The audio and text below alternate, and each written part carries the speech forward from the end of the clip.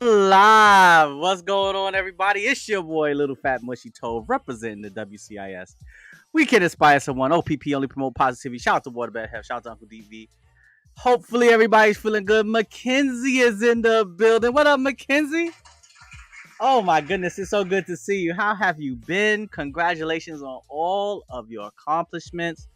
Do I? What up, Mackenzie is in the building. Come on back over to the I, I got dueling Mackenzies. What up, Mackenzie? Welcome to the stream. Welcome to the stream. Badgurl is in the building. What up, Badgurl? How you doing tonight? Welcome to the stream. Hopefully you're feeling good, feeling great. The first lady of the WCIS, Mackenzie. How you doing?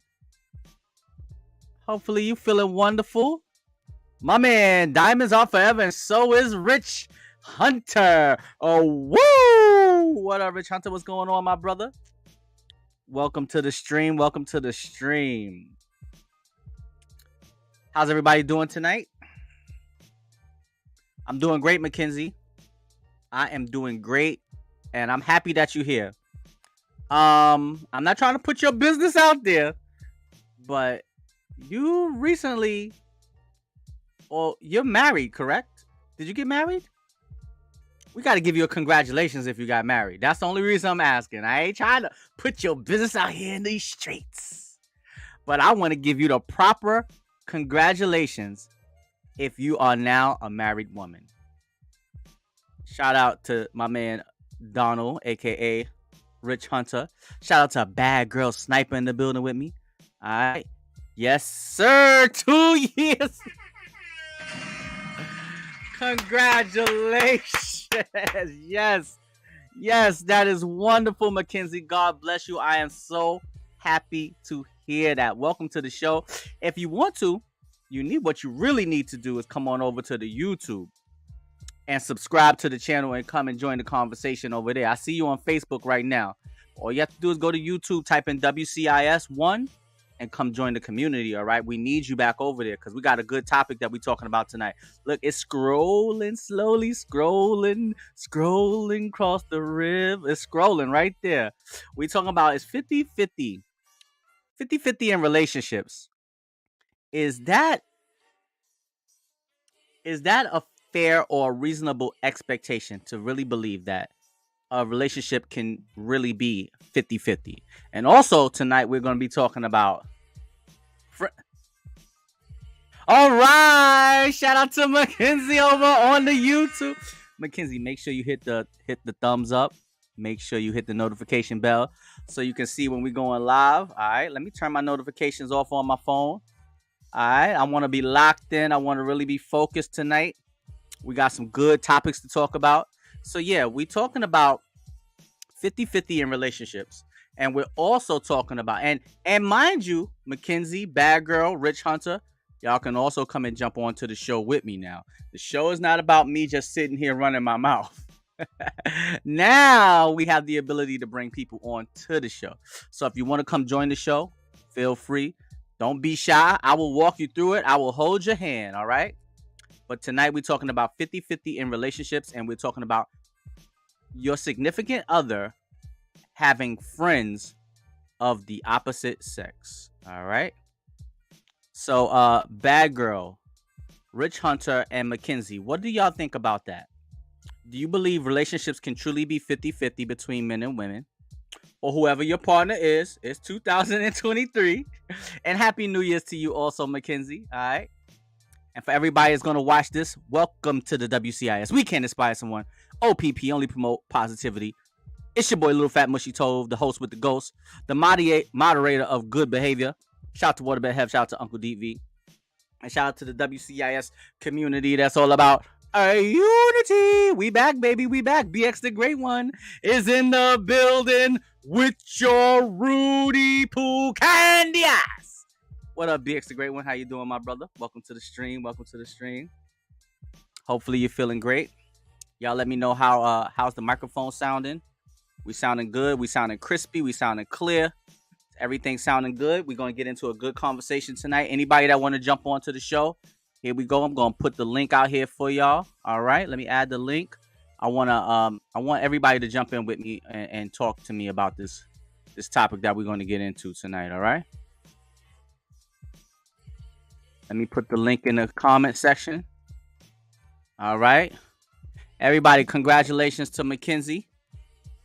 Congratulations. Mackenzie, I know you started watching when you were probably, what, 15, 16 years old? Probably younger than that.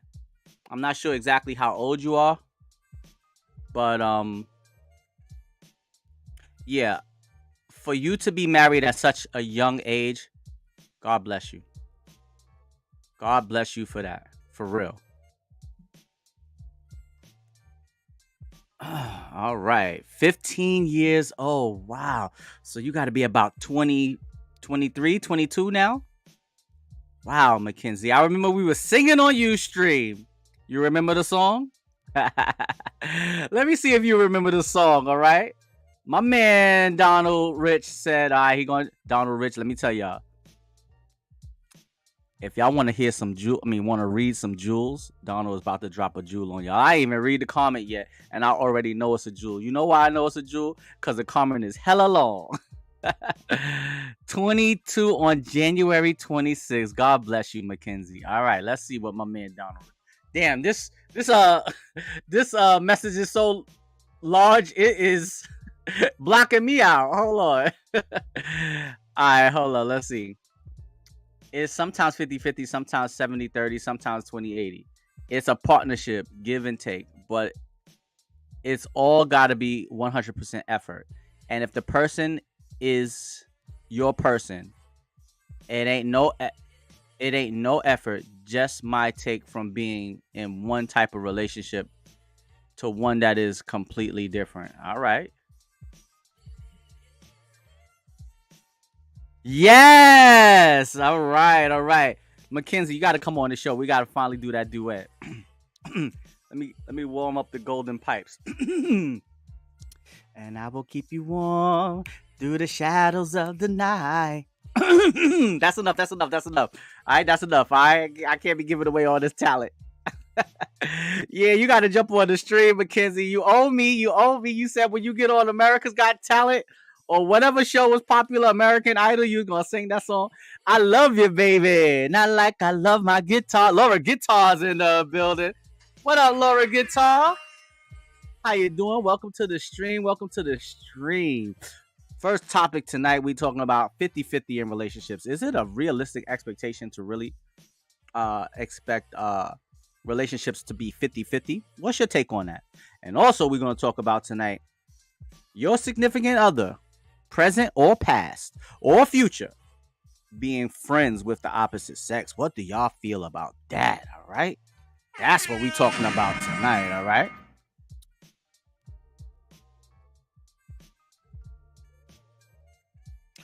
I would love to join the stream, y'all, but I got kids in the back. I know they don't want to hear that. All right, well, I'm gonna be on for a while, so once they calm down, you could jump on in. Mackenzie, what are your thoughts on that? Being a young lady, being married for 2 years, what is relationship to you all about? Do you realistically, do you feel like it could be 50-50? Oh, Laura, thank you so much. Laura, you got to come on over to the YouTube, though. Come join the YouTube. If you really want to support the show, you got to come. First of all, let me say thank you for sharing my post on Facebook. Thank you so much for spreading the positivity. God bless you for that, all right? I appreciate that. I really do. I really, really do. All right? But yeah, you got to come on over to the YouTube and join the community. You are part of the family now. All right? Thank you so much, Laura. I appreciate you being here. What's your take on that? Relationships, can they really be 50-50? You know, some people may feel like they need to be 50-50. Me, I don't feel like it's possible to have a 50-50 relationship. I don't believe it's possible. I believe it's about balance. I believe it's about making sure that each person is being fulfilled, making sure that each person is getting what they need. You can't put love on a scale and balance it. So what do you think about that, BX the Great One? What do you think about that, Mackenzie, Laura? Explain, Laura. What do you mean? It depends on. Let me put what Laura put up here. Right, 50-50 depends on the area of the relationship. We talking about romantic relationship. We talking about partnership, man and woman, husband and wife, boyfriend and girlfriend, my lady, my man. No, not bills and finances. No. I mean, if you want to speak up, I mean, however you want to, however you equivalent it to yourself and your relationships that you've had, you can answer the question however you like. All right. But shout out to Laura Guitar. Shout out to BX the Great One. Mackenzie said, yes, she remembers the lady in my life. Yes. Mackenzie, I'm so happy that you joined. I mean, you came back to the stream. I'm so happy. It makes me feel so good when people, especially younger people. Fancy is in the building. What up, Fancy? How you doing? Welcome to the stream. It's your boy, Little Fat Mushy Toe, representing the WCIS. We can inspire someone. OPP only promote positivity. All right. Now listen. We about to get the point of view from a young lady who is married. All right. Married for 2 years. So let's get her point of view. All right. I feel it should be 50-50, but I don't believe it always is. I take it day by day. Some days I feel it's 20-80 or 60-40. Some days my significant other may be bearing more and vice versa. Great answer, Mackenzie. Really great answer. And shout out to my main man, Ashy Larry. Hold on, I gotta move Mackenzie. Sorry, Mackenzie, I gotta move you so I can hit the fourth hostman is in the building, the Ashy one. Ashy Larry is in the building. What up, Ashy Larry? How you doing, my brother? Welcome to the stream. Hopefully you're feeling good, feeling great. All right. You see it scrolling across, scrolling. Mystical Mamba. What up, Mystical Mamba? Welcome to the stream, my brother. How you doing? Can my throat stop hurting? Winter season is trash. Yo, that's how Mystical Mamba just came into the door. He didn't even say hello. What's going on? Just came in, complained. Yo, go to the doctor, bro. See what's going on. What it do, Mystical Mamba? How you doing, my brother? Welcome to the stream. All right. Tonight we talking about 50-50 in relationships. Do you feel like it can be or it should be 50-50? Also, we talking about significant others having friends of the opposite sex. That's what we talking about tonight. All right. But let me. I want y'all to. First of all, Mackenzie was watching us since she's been 15 years old. She's now about to turn 22, and she is a married young lady. Let's give a round of applause. There's not too many women, even women way older than Mackenzie, that has a focus, that has a goal, who has an end game. And that means for her to be married at 22, that means she must have been thinking about these things when she was young. And that is very, very important. Very, very important. And God bless you, Mackenzie. All right? Bruh, I was watching when I was 15. Now I'm 24. Shout out to my man, the Mystical One. Shake it fast. Watch yourself. Mystical Mamba's in the building. Thank you so much. Also to Mystical Mamba, also been watching us for years, man. Yes. Ashy Larry. See, Mackenzie, Ashy Larry remembers. Ashy Larry is the WCIS historian. He remembers. All right. Mystical Mamba says he's been watching since the Ustream days. Yes. Ashy, me and Mackenzie were supposed to sing "Lady in My Life" by Michael Jackson. I think on the show I introduced her to that song, and she said she really loved it. She said if she made it to American Idol or America's Got Talent, she was going to sing that song. and she owe me a duet. All right. So if y'all ever want to see the duet live here on the stream, we got to get Mackenzie up onto the stream. All right. Anybody that wants to jump onto the stream tonight, let me put the link out here for y'all.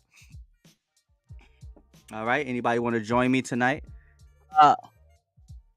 Badgurl is in the building. Hold up. Badgurl's knocking on the door.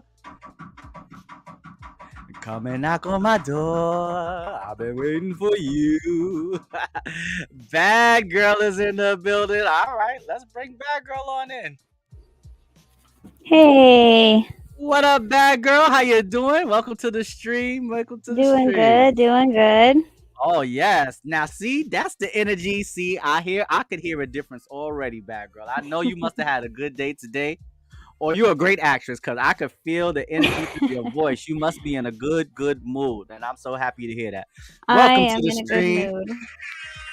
All right, Badgurl Sniper, the first lady of the WCIS is in the building. Uh-oh, my man Rich Hunter then jumped on over to the YouTube. Shout out to my man Rich Hunter. All right. All right. Badgurl, this is what we're talking about tonight. I want your opinion on this, okay? Okay. All right. 50-50 in relationships. Do you think that is a fair or reasonable expectation between men and women? Do you feel like men and women should go 50-50? Should men assume more responsibility? What is your take on that? How do you feel about that? I think it should be 100-100. Okay, so both people put in equally. So you don't feel as if the man should put in more than the woman? Think about it. Think about it across all. I mean, if you're saying 100 and 100, then that means both people are putting in 100%. So that means the man doesn't do any more than the woman. You feel like you think that that's a recipe for success in a relationship? Think about it now. We're not talking financially. We're talking about everything across the board. Because I feel like you are 100% responsible for yourself and 100% accountable for your experience. But then both of you are also 100% responsible for taking care of the relationship. Even if that means sometimes your partner has to take on a little more, I still think that that's 100-100 if you're both supporting each other and both do that equally when necessary. Like if someone's sick, you're taking care of them because that's, the thing to do. But that doesn't mean your partner's doing less because they're ill. It just means, that's they're not capable what it is, and they can't. So you're taking on that part for them because that's your part in the 100%. And their part is doing the same when you need extra assistance and they're able to do it, if that made any sense. Right. No, that makes sense. So, wait a minute. Let me bring up some of the comments. Mr. Kumamba said, no opposite sex friends. Hell no. If I don't have them as well. Spoken like a true 24-year-old. Mr. Kumama said, listen, ladies, I want y'all to hear what Mr. Kumama, and also Laura Guitar, thank you for jumping on over to the YouTube. Thank you so much. Mr. Kumama said, look, if you are his lady, you cannot have no friends with male genitalia. He not having it. He ain't going for it, y'all. So, ladies, I'm just telling you right now, cut off all your friends if you're going to value Mr. Kumamba, all right? He said, unless he can have female friends, he not trying to hear you having no male friends, all right? Let me see what Badgurl said something very. If you all are taking care of each other. Yes. So, all right, getting into what Badgurl said. I do agree with you. I don't feel like 50-50 or 100-100. I don't feel like that is when you're in a relationship, I don't think that you should try to equivalate love and quantity, like how much someone Right. you will never know how much someone loves you. You'll never know. So to try to weigh it out and to try to quantify it, like, well, let's give 100 and 100, I feel like that's a recipe for disaster, because I don't feel like it's feasible, because Yeah. you can't put love on a scale and weigh it out. Right. I I feel agree. like I feel like each person should definitely put forth their best effort, and Yep. your best effort might be 100%, but my best effort may only get me to 85%, but that's my best. I think your best is 100% if you're doing your best. I think when you're knowingly slacking because you just don't give a crap, that's when you're doing 20%. But Right. I When you feel like know it, if you're doing your very best, then you're giving it your all, which is 100%. which is very true, but giving it your all is not 100% if you are comparing it to someone else. Right.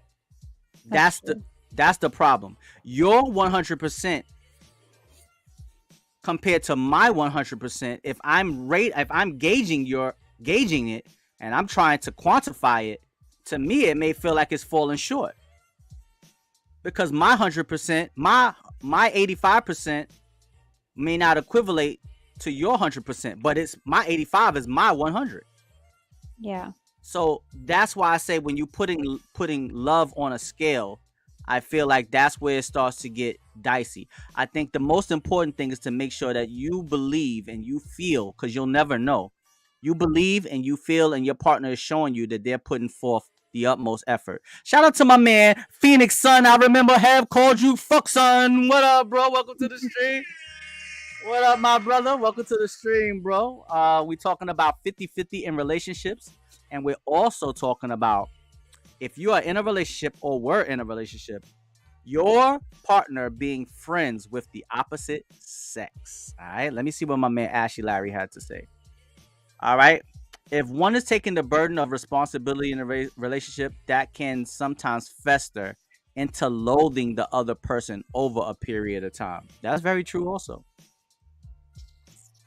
Um, what do you think about that, Laura Guitar? And let me see, who else didn't answer the question?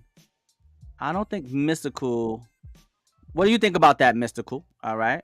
So my main man Herschel Reed is in the building. What up, Herschel Reed?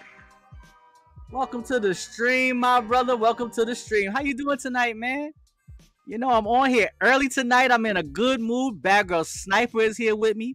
She's in a great mood. I can hear it all in her voice. That just gave me even more energy when she jumped in and she had that energy in her voice. I loved it. All right. Yeah, Mhm. everybody say what up to Badgurl Sniper. And y'all see I changed my name. It's no longer live. I actually put my real name, Little Fat Mushy Tove. Yes. Because people that don't watch the show, they think that I'm saying Little Fat Mushy Toe. I'm like, no, my name is not Little Fat Mushy Toe. It's Tove. Duh. Oh. Hello. You know who I am. My name is Tovey. You But know what's sometimes, funny, Toby, is the other day when we were playing Uno uh-huh. and you were saying your username, I always wondered, like every time you logged on and I saw, I was like, how the hell do you pronounce that name? Like what do you say? T2DO. Like I was like, what? What am Okay. I supposed to say? You know the And then Jay-Z you song? said it. And then I got it. I was like, oh my gosh, I get it. You know, like how Jay-Z say, allow me to reintroduce myself. My name is Hove. H to the O-V. So that's Yes. where it come from. So I my get name it is now. Hove, T to the O-V. What up, Herschel Reed is in the building. Anybody else want to jump in and join the conversation with me and Badgurl? We having a conversation about 50-50 in relationships. So like Ashley Larry said, have you been in a relationship yourself where you felt like you was doing too much? And did you start did that energy of doing too much, did it start to fester and have you loathing towards um the person in your life, or whoever it may have been in your last relationship or ones before that, or however, have you ever been in that situation where you feel like, you know what, I'm just doing a little bit too much? And how do Oh you yeah, handle it? 100%.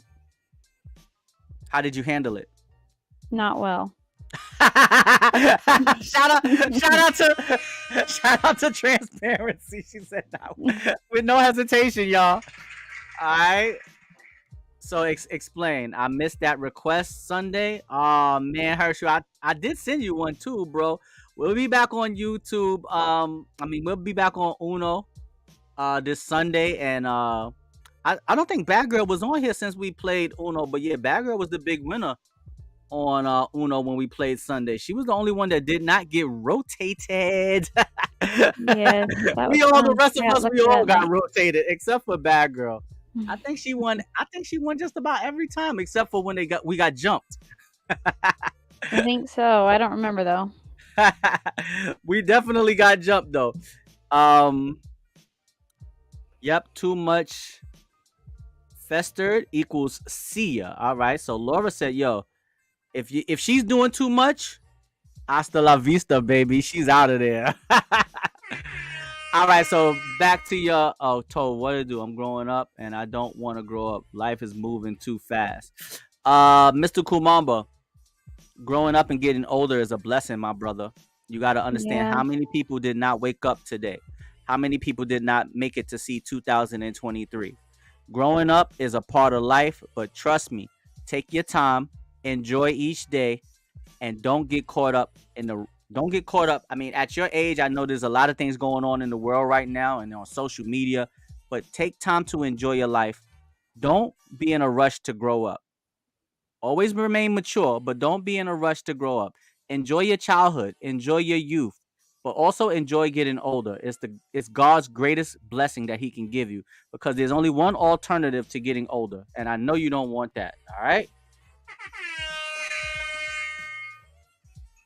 Herschel, all right, hold on. Before we get into Badgurl, let me bring this up. All right, can you see the comments, Badgurl? Yes. All right. I have So, two tabs all right, open. all right, cool. So I think it's kind of disingenuous to say we're both equals until it comes to the finances. I mean, Herschel, you bring up a great point, because I don't think and Badgurl, you weigh in on this, all right? And I want you to weigh in on it, but don't weigh in on it from a personal point of view. Try to look at it in a more general point of view. And this is what I'm saying. If everything is 50-50 or 100 or 100, then that also means that women will have to, when they're with a man, the man should not be expected to do more financially. And that's where I think things start to get a little, like the equality thing sounds good until it's like, all right, well then, babe, we're going to split everything down the middle. I don't think too many women are going to go for that in 2023. I think that most women would look at that as like a red flag, or look at that as nah, I'm not trying to, we equal, but not when it comes to that money. You're responsible for the finances. So then right there, that throws everything off of the equilibrium. Now we're not equal anymore, because if I am burdened with the responsibility of the more of the financial side, then right there we cannot be considered equal. What do you think about that, Badgurl? Wait, before you say that, let me ask you, because I assume, but I don't want to assume.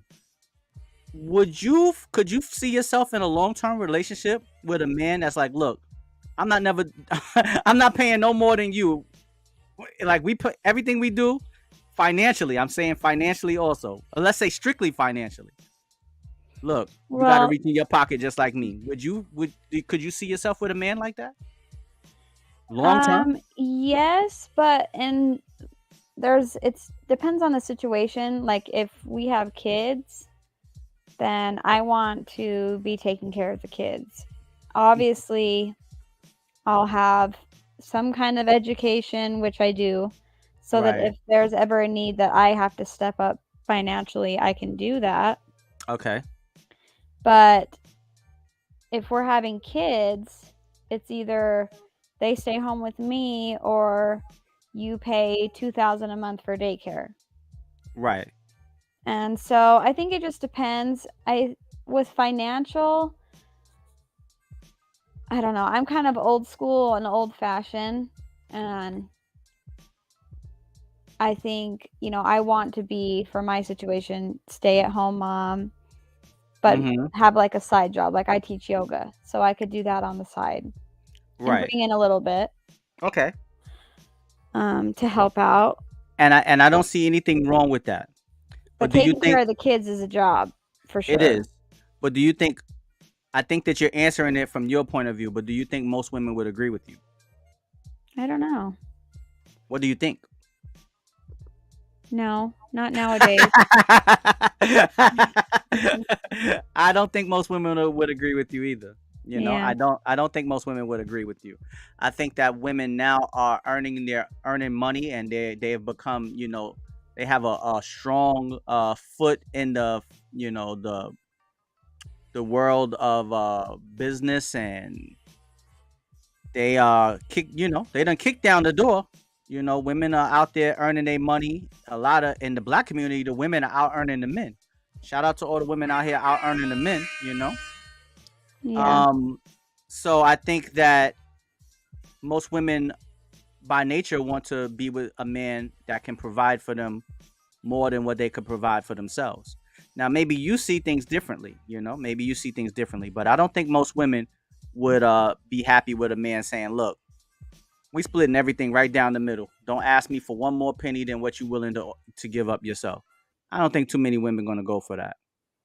Yeah. So right there, that kind of like makes the 50-50 or 100-100. I think that kind of makes it a little shaky right there. Because, and the reason why it makes it shaky, and this is my opinion on it. The reason why it makes it shaky is because the reason why it makes it shaky is because the way we were raised. Mm-hmm. Most of us were raised where, especially in my day and age growing up, we were raised to, you're a real man when you're able to take care of yourself, and if you have a woman, you're supposed to take care of her too. And if you have kids, you're supposed to take care of the whole family. And that's great. That's like being a traditional man, a provider, a protector, the person, the rock of the family, the person that is responsible. If everything is going wrong, it's time for the man to step up and step in and get the ship back in the right direction. But as time has gone on, we've lost our way, and there's so many single parent families that has thrown everything upside down. Whether the man is abandoning the woman, or the woman is kicking the man out of the house because maybe she can make more money or get more money from the government, wherever it may be. However, whatever slippery slope that we're going down is leading to broken homes, and that is what's throwing everything off, because now the women have to go out there and fend for themselves, and then also got to take care of the kids, and then also got to try to go to school. And I could relate. If a woman is doing all of that, what the hell am I going to be with a man that can't do more for me than what I'm already doing? Yeah. I could completely relate to that. I can't knock that, and I can't be mad at it. But it's definitely something that is hindering the relationship between men and women, because a lot of times I think a lot of women look at it like, I earn my money, that's my money. But with the husband, it kind of leans more towards that's our money. Right. If you're married, yeah. Right. If you're married, it's kind of like you said, you would have your job, and you would, you do yoga on the side, and that's your money. That's the money you earned. That's the money you made on the side. Now, what if your husband said, all right, now, Badgurl, I need half of that. I'm not saying you wouldn't give it to your husband, but it might make you feel a little You know, it might make you feel a I little. mean, it would go towards whatever was needed, or like No, for kids or it for goes towards myself. whatever he want. Nah, you have no control Well, over what is going. See, you have no control over what it's going to go towards. It's whatever he want to do with it. no, that's not how it would go.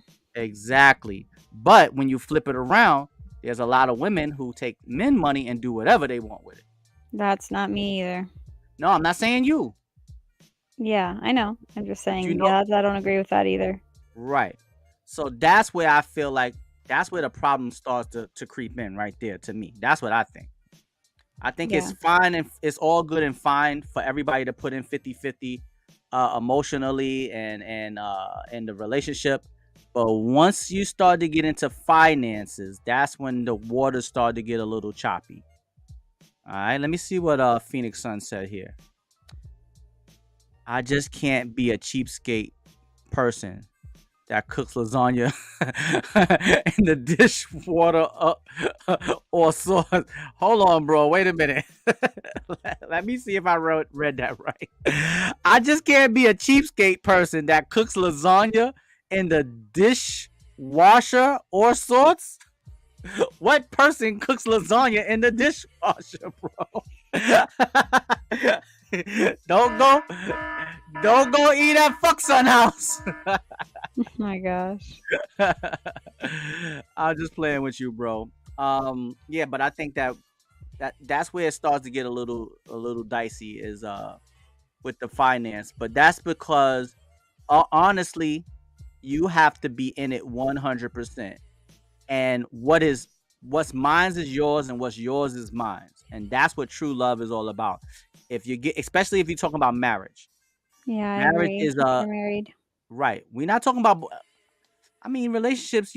Sometimes finances come into play, but they don't really come into play until marriage, because don't nobody owe nobody nothing until marriage is really involved. Now you owe your wife certain things, and your wife owes her husband certain things.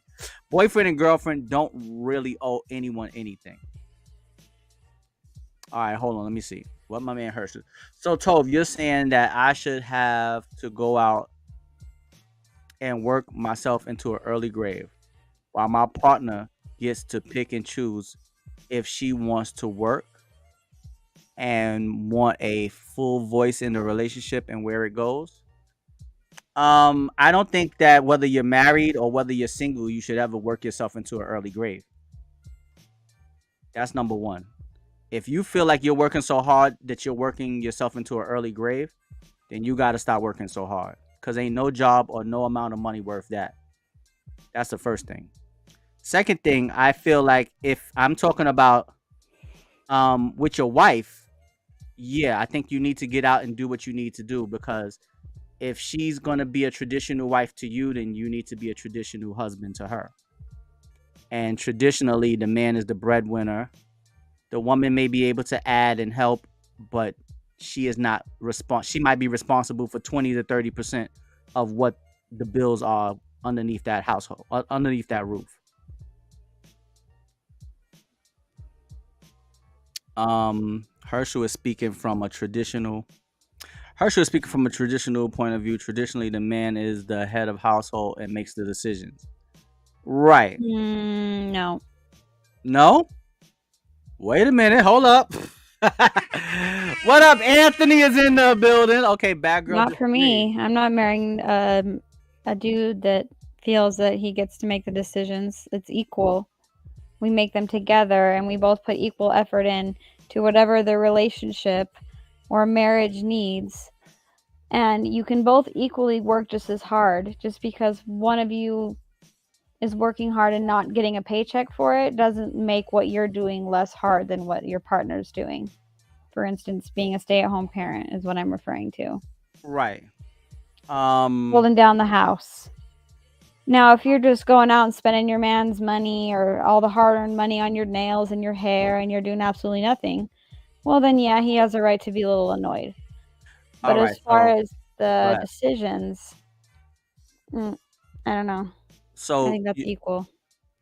So you want you and your man to equally make decisions in the household? Yes. To talk about our different points of view and then come to a mutual decision. So you don't want your man to be the leader of the relationship. You don't want a man that's a leader? I do. I want a leader, not a dictator. Right. So if he's the leader, who is he going to lead in the marriage? I feel like this is a trap. Is this a trap, Toby? I'm just asking some questions, Badgurl. I mean, it's a good conversation. You know, I want to hear your point of view, because if women usually want a man who's a leader, who can take charge, who they can depend on, who they believe is going to have their best intentions at heart. If things get rocky, you believe that this man is going to be able to pick up the pieces. Yes, But a leader, yes. A but if he's dictator, dependent no. on you 50-50 for all the decisions, then he's not a leader, Badgurl. That's the truth. True. He's not a leader if he's like, let me ask my wife. A leader's like, I know what to do and I'm gonna do it. And the wife is gonna say, damn, my husband made some great decisions, and look how better off we are because of the decisions he's made. He's such a great leader. But you're not a leader if you have to go and talk to somebody about it and have a conference and then come to a conclusion. Now that makes you a great partner. Shout out to all the great partners in the world. You know, and I understand you saying that you don't want a dictator. I agree with you. No woman wants a dictator. But if a person is going to be, if your husband is going to be a leader, then you have to allow him to lead you. You have to trust him. The reason why you don't want him to lead you is because you may not trust the direction that he's going to take you. And if you don't trust the direction he's going to take you, then maybe you shouldn't get married, or maybe y'all should have never got married in the first place. That's just my point of view. I'm not trying to knock down your point of view, but No, I don't think you're knocking my point of view. I get what you're saying. Anthony said, but is there really unconditional love? It ain't in this timeline. I believe that women can be loved unconditionally. Children are loved unconditionally. I believe puppies and kittens are loved unconditionally. I think love for a man does come with a condition. I'm gonna be honest. Not for me. I believe love for a man does come with a condition, and I think it comes with the condition of what he's able to provide. Now, Badgurl just said not for her, but I don't think there's too many women that would support a man eternally without any type of backlash, without any type of resentment, without any type of bitterness. She's getting up in the morning, going out in the cold, it's freezing, it's snowing, it's raining, and he's sitting his ass in the house playing the video game and laying in the bed while she's going out to work. Nah, I don't think too many women. Badgurl says she would. Well, not if he's doing that. I mean, right, if he's but you can't put a caveat. Right, but you can't put the conditions on it. You putting a condition on it by saying, well, it depends on what he's doing. But if it depends on what he's doing, then that means it has a condition to it. Because if it has no condition and you love him unconditionally, then it would not make a difference if he's sitting at home playing John Madden all day. But if you say this marriage is not going to work because you're sitting at home playing Madden all day, then Badgurl, that is a condition. That means that your love is going to come with a condition. The marriage is not going to work unless you get up and I see you putting forth some effort to try to make yourself out to be a better, make yourself into a better man. Because I'm not just going to sit here and take care of you for the rest of my life. It's not right, I'm not your mom. Right, exactly. But I feel like it should go both ways. I don't feel like they should, while you sit around and do absolutely nothing. And your guy's out working. I don't think that's fair either. Right, but women do. I mean, there's more scenarios where women can sit at home and like you just said. You said a little while ago, you said you would want your husband to go out and take care of the bills and be able to provide, and you do your yoga on the side. If I have kids.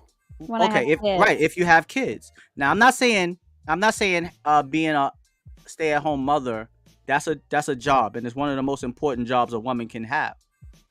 Yes, that's what I'm That referring. right. That's without a doubt, and I'm not questioning that, and I'm not trying to combat that in any type of way.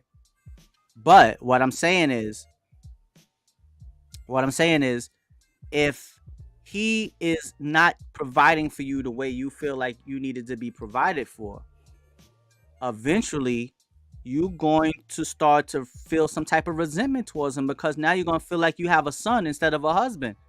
And if that's the case, then doesn't that mean that the love is coming with a condition? The condition is, I need to see you trying to better yourself, babe. Like, you just sitting home playing Madden all day.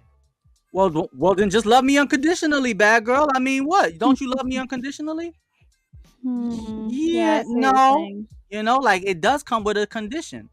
But I do believe that men, I'm not saying that might be changing a little bit now, but I think it's a little bit easier for a man to love a woman without condition. I think it's easier for men to love a woman unconditionally because it's in our nature. I don't think it's in a woman's nature to take care of a grown man. I think it's in most men's nature to want to take care of their woman. Like Herschel said, a lot of men work themselves into an early grave trying to provide for their wife and their kids. I don't think women work themselves into an early grave trying to provide for their husband and kids. I disagree. How? Being a parent is hard. Being a parent Especially isn't a to little lifetime job, kids. though. It's not forever. Most men have to work until they're in their 60s. You don't have to raise children until you're in your 60s. Well, it depends on the child. If you have a disabled child, some people do. Well, that's not a child, though. That's an adult with a disability. That's not a child. But you're still taking care of them. Right. That's true. But that's a very unique situation. But it takes a toll having kids and taking care of kids. It takes a toll on your physical and mental health. That's true. I'm not disputing that. But I don't think too many women are going to work themselves into an early grave taking care of a man. I just don't. I don't. I don't see. I have never seen it. I've seen plenty of men work themselves to the bone trying to make sure that they take care of their wife and kids, or just wife. Yeah, I have too. But I don't see too many women. Listen to what I'm saying closely. I don't see too many women working themselves into an early grave trying to take care of their husband.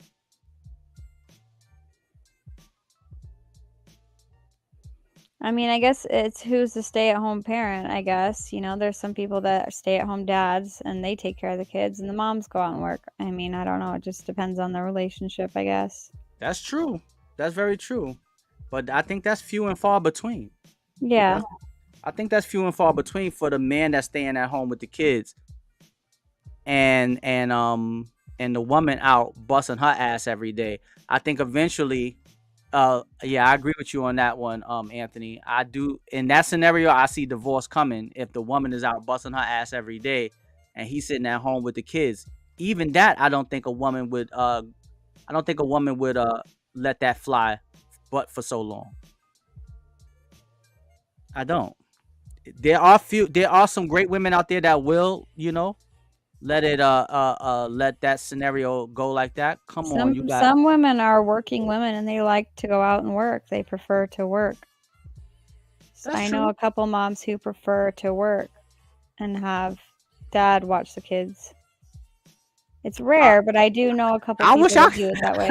I'll tell you this much: I'd rather stay at home and watch the kids. I mean, I'm not having no kids. I'm not gonna have no kids, but I'm saying, like, I love kids. I wouldn't mind staying at home and watching the kids.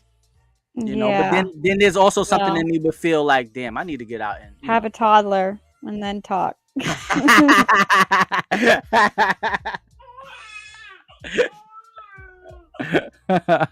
it's rough. It is rough. Anthony said, I will say about 25% of women will do that. Yeah, I agree with you. 25% of women might feel comfortable with the man staying at home and her going out and paying the bills and earning the money. Like career women who have careers and that's what they want to do. Right. And I'm not saying there's anything wrong with that. But I'm just saying that what we were talking about is love and being loved unconditionally. And I just think that I think most men are loved with a condition. And that condition means that they have to be able to provide for the woman. And if they have kids, they definitely have to be able to provide for the children. And if he can't do either one of those, then I think eventually the woman is going to say, you know what? We're going to have to sit down and have a real talk, because this ain't going the way I planned it. This ain't going the way I saw it. And this ain't going to work. We all wish we had that option. All right. So that was me and Badgurl trying to answer Anthony's question about unconditional love, And we also have to understand that me at 46, me being a 46-year-old man and Badgurl being in her 20s, we're going to see things differently. She may have a different point of view. Now, when she's 46, she might see things differently. Yeah. She might see things differently. Just like when I was her age, I saw things differently. And that's why these conversations need to be had, because it shows that a man and a woman of different races, different ages, from different decades can have a conversation, see each other's point of view, agree or agree to disagree, and learn from one another. I don't know what it's like to be raising a child with a disability. I have no idea what that's about. I don't have no idea about uh no, Anthony, you no. I mean, you saying Badgurl, or you saying women in their 20s? You can't say that. You can't say that. What? I mean, usually, what up? Tom is in the building. Unity. I mean, I believe that in your 20s, for most people, not just women, that's when you party. That's not Oh, definitely not me. That's not. that's been my not. I mean, situation. I know Badgurl. That's not her, but Mm-mm. I mean, there's nothing wrong with partying in your 20s. There's nothing wrong with that. That's when you're supposed to try to get it out your system. Now, you still your old ass still in the club at my age. Now we got a problem. I mean, even at my young age, I wasn't in no clubs. That's just not my thing. But y'all know what I'm talking about. Y'all know what I'm talking about. So But I have a question okay. with the comment that all men wish they had the option to stay home with the kids. What is it that you believe goes on at home with the kids that makes it so much easier than going out and working? I feel Well, like when you have a perspective of somebody who's been home with the kids, it's a lot of hard work emotionally, mentally, and physically. And right, some days you just like the kids are being terrible, or it's a lot, especially toddlers. right. Oh my gosh. It's like a whole What up, other level. Pep Daddy? Daddy Pep. Shout out to Daddy Pep in the building. Um. So I'm just curious All what right. you So think let me. stay-at-home moms do. All right. So, um, me personally, I like to get up and go out to work. I don't like to be dependent on anyone. So, me being a independent person that I am, I I have to get up and earn a living. Me personally, and I think that Mhm. that's instilled in a lot of men. It's instilled in us at a young age. Now, to answer your question, what do I think is going on in the home while the men are out at work and the women are at home with the kids? I feel like there's a lot of responsibility to the person who's at home raising the children. There is cleaning, there's cooking, there's teaching, there's therapy, there is healthcare, there's all types of things going on if the man is at work and the woman is at home. Um, Yes. absolutely. I'm not. Damn, I don't want to miss all of these. My son has. Hold on. I'm gonna keep the last thing I said in your mind. I've been to the Clue one time and I didn't like the Clue. Not my thing. My son has autism. It's a lot of work. Shout out to my man, Daddy Pep. Absolutely. Yes, cause I just gonna think about how mom raised you and seen you when you were little. Let me see what Ashley Larry said here. Being at home is a full-time job. Raising kids is a full-time job. I think Hmm. the fascination with staying home is we don't have to deal with the people all day and with the attitudes. That's one side of it, Ashley, but I'm gonna explain the other side of it. The other side of it, for the reason why I think Herschel said, most men would love to have that situation where they could stay at home. The difference is, if you, as a mother, and you're at home with the kids, if you fail, or if you are failing at being a parent, you don't end up out in the street. But if the provider fails in his professional life, then you lose the house, you lose the job, and your family ends up in the street. So there's a different pressure of going out into the work world and being at home. At home, you fail as a parent, your child may have some behavioral issues, you know. Even if you're a great parent, your child may have some behavioral issues. But if you fail as a provider, you and your family could end up out in the street. And that's a different pressure compared to raising a child, in my estimation. I would rather have a child that talk back and have a little bit of an attitude than us being in a homeless shelter. So to me, the pressure, there's two different types of pressure, but the outcome is much more severe if the man fails at being the provider for that household. Because now you failed your family, you failed yourself, you failed your mother. I mean, you failed your wife and the mother of your children. If the mother has failed as a mother to the children, that's something that the children might be able to correct as they become older, and they might be able to correct that on their own and see the error in their ways. But if we get kicked out in the street, some people never recover from that. So I think that's the difference. I don't know if I agree with that. Why? Because I have parents that have both failed at one point. You talking and about? only one of them tried and came back. But I can tell you that after my stepdad died and my mom went off the deep end, she sees it as a failure. I'm compassionate towards it because I am compassionate towards the pain that she probably felt too. But Right. from her point of view, she feels like she failed. And we did. Wait a minute. I want to completely understand what you're saying. You're saying that she feels like she failed as a parent to be there for us after he died, because she was so hurt. It hurt her to look at us. And she didn't know how to have the strength to be strong for us. Do you feel like she failed? I don't, but she does, or she Right. did.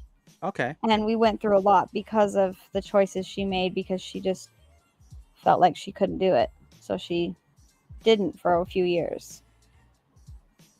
Okay. And it was awful. And we did end up in foster homes for a while. And there's a lot of kids. Like, it depends on how you define failing as a parent. Like, do you just mean like, oh, they didn't get everything done that day? Or do you mean like they just bowed out and, as long as you're putting forth effort as a parent, if you're putting forth effort, then there's no way I could look at you as a failure. Okay, that's what I'm wondering. Right. If you're putting forth effort, you can never fail if you're putting forth some type of effort. Now, could you put forth more effort? Yes. But we could all put forth more effort in almost everything that we do.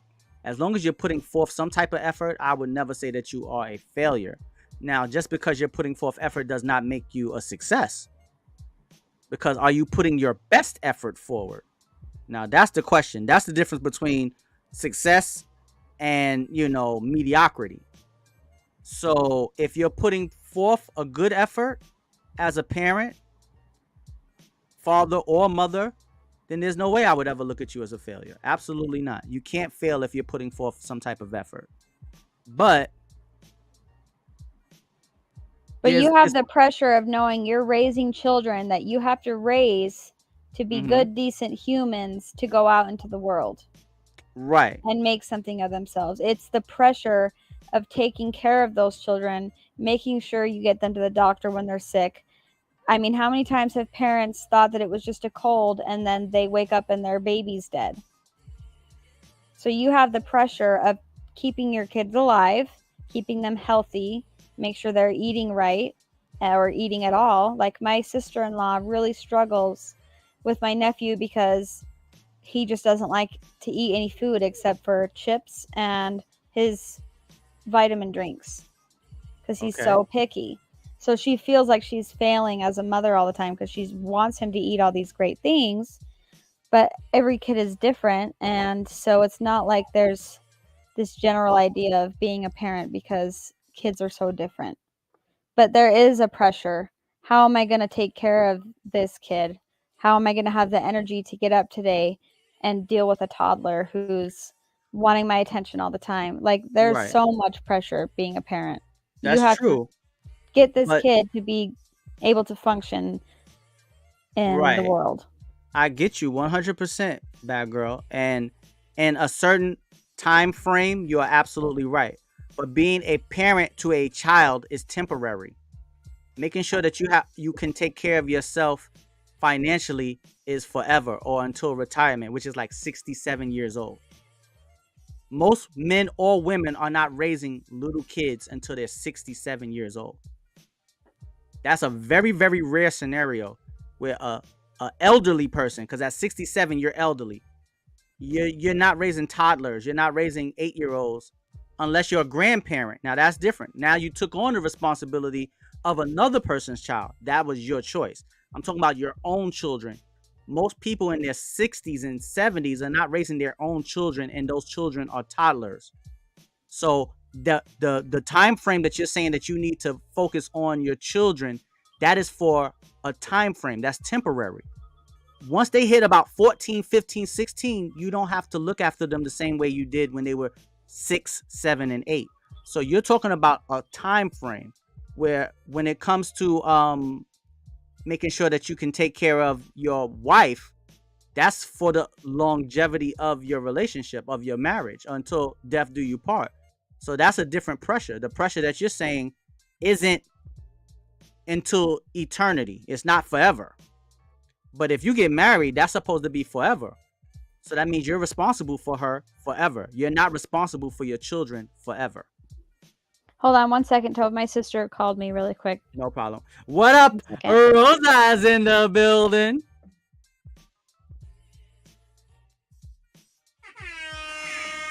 Okay, let's see what my man. I lost my mom 22 years ago. She got hit by a car, and me and my dad didn't talk for 12 years because 12 years because of his new wife.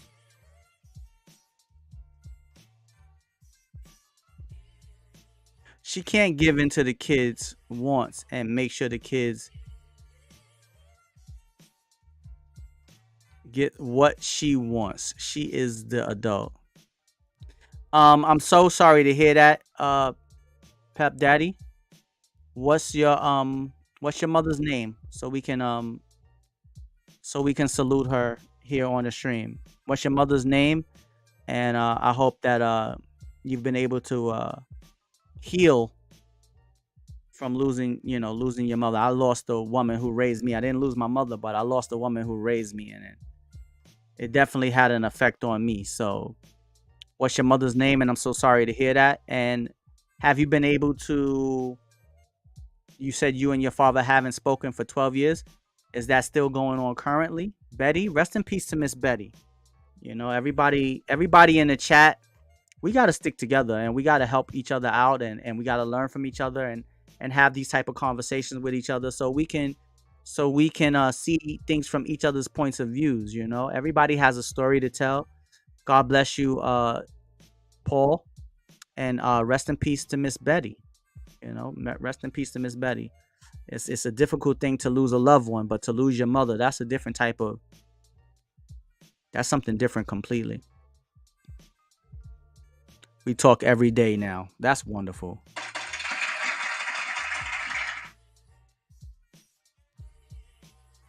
All right, let me see what my man. All you can is the best you can in their formative years. But once they reach adulthood, it's up to them. You as a parent taught them right, led by example, and taught them when the kids led them by example, and it's tough when the kids can't emulate. Absolutely.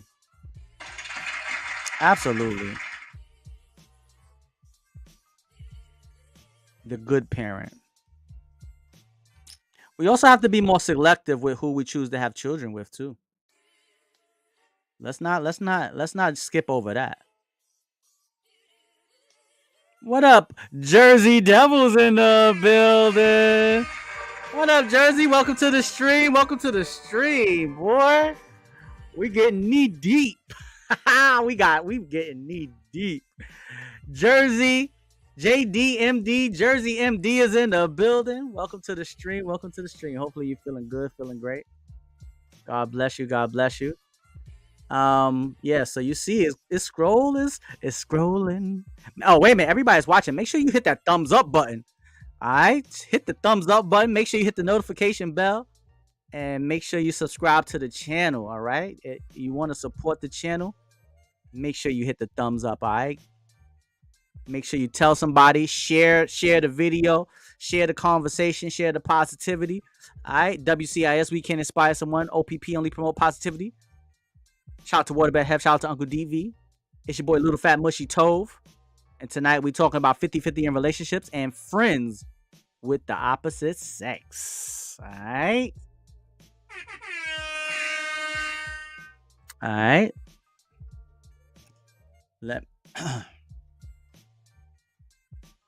So me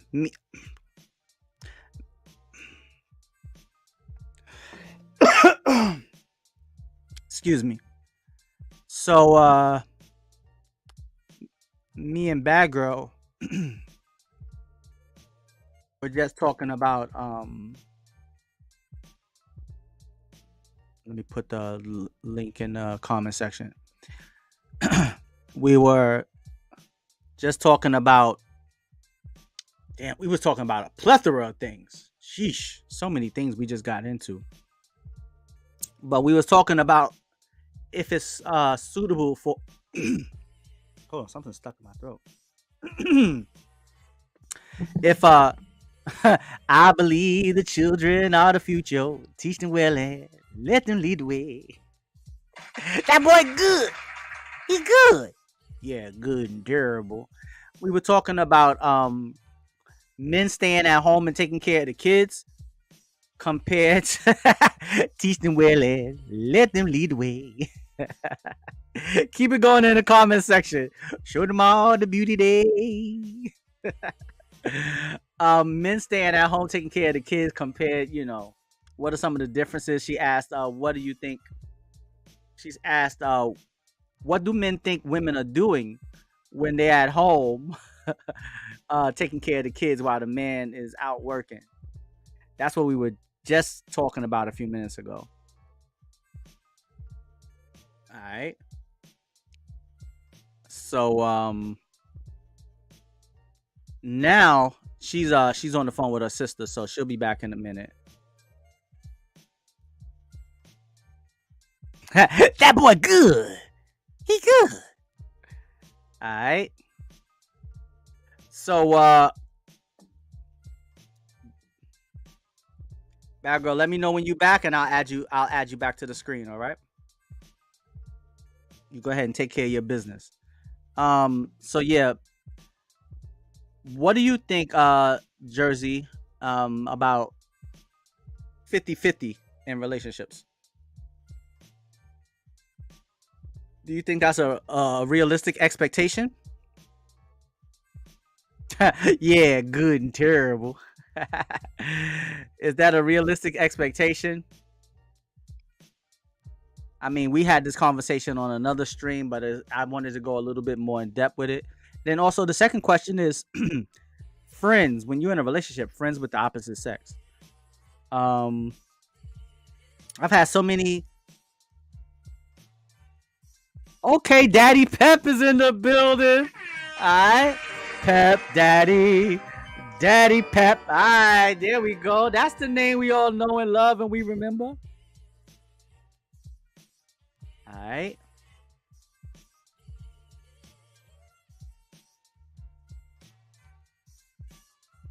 My man Tom said, "You only get what you give."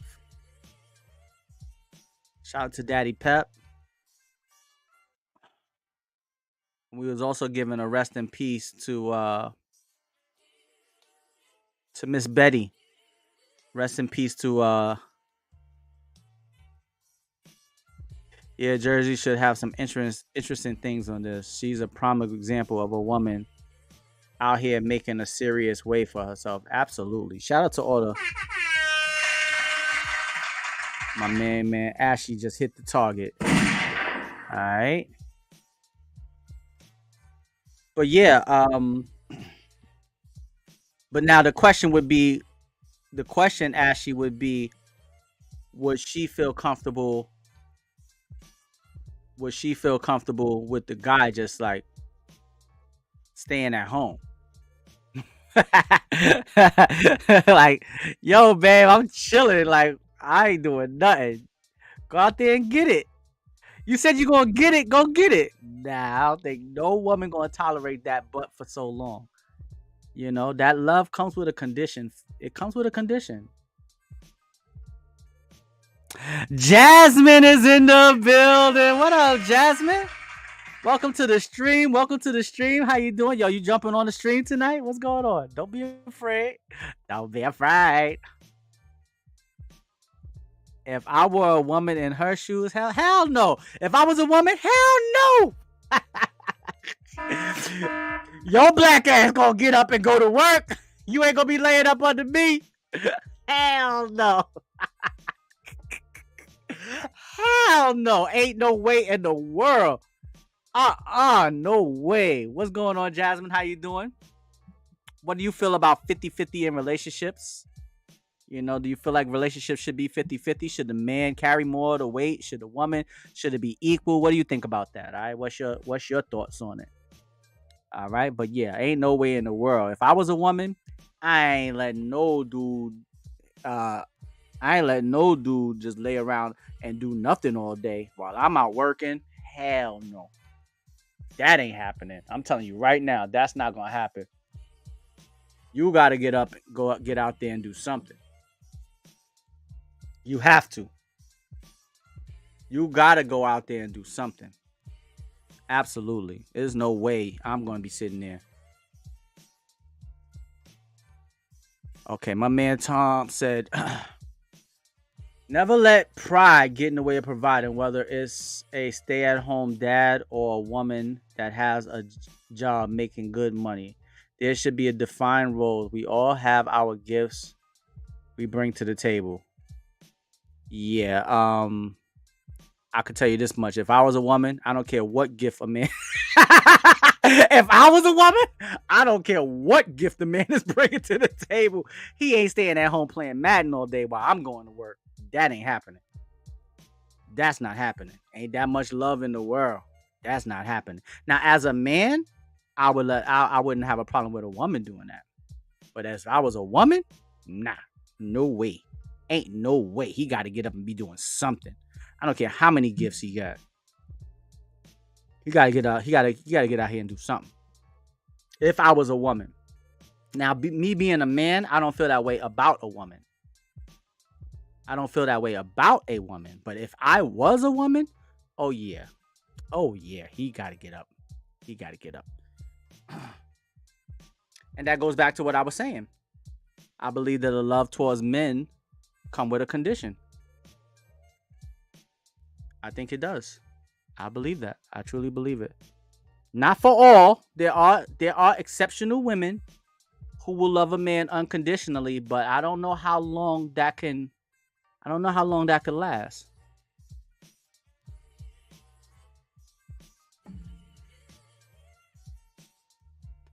Hold on, Tove. What happened to staying at home raising the family is important? Yes, staying at home raising the family is important. But I didn't say he was staying at home raising the family. I said if he was staying at home, I didn't add family into the equation. I said if he was staying at home playing John Madden. I didn't say anything about a family. Don't put that. Hold up. That's not what Toph said. Toph didn't say anything about children. I said if I was a woman and I was dealing with a man, ain't no way in the world he gonna be laid up with me while I'm getting up going to work and he's staying at home playing John Madden.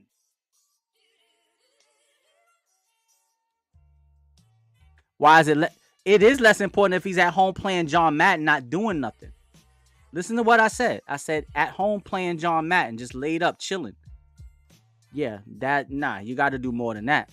If I was a woman, you could do that. You're just not gonna do that laying up next. You're not gonna do that laying next, not laying next to me. Nah, that's not happening. That's not happening. That can't happen.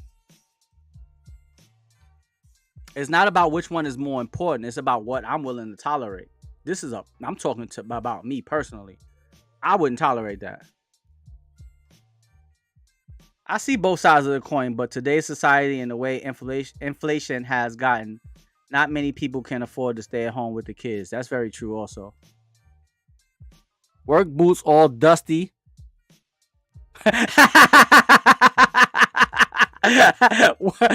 Work boots all dusty, but you got platinum Madden trophies. Bro, like yo, just gotta, let's call it what it is. We gotta get out here, you gotta get out here and provide for yourself. And if you are looking to get in a relationship and you have children, you have a wife, then women have been staying at home watching soap operas for years. I mean,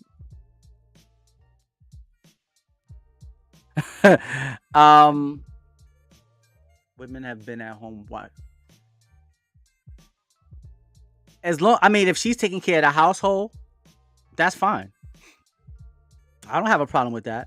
If I was able to provide for my wife, I'm talking about my wife. Hold on now. We're not just talking about women. We're talking about wives. And if you got a good wife, a real wife that's at home, taking care of the house, making sure that she's doing everything that she needs to do. Now, if they have kids, then, that's a different level of commitment and responsibility that they have to take care of. But if we're talking about, I'm not just talking about girlfriends. I'm talking about wife. If your wife is a stay-at-home wife and you're able to provide for her, God bless her. Ain't nothing wrong with that.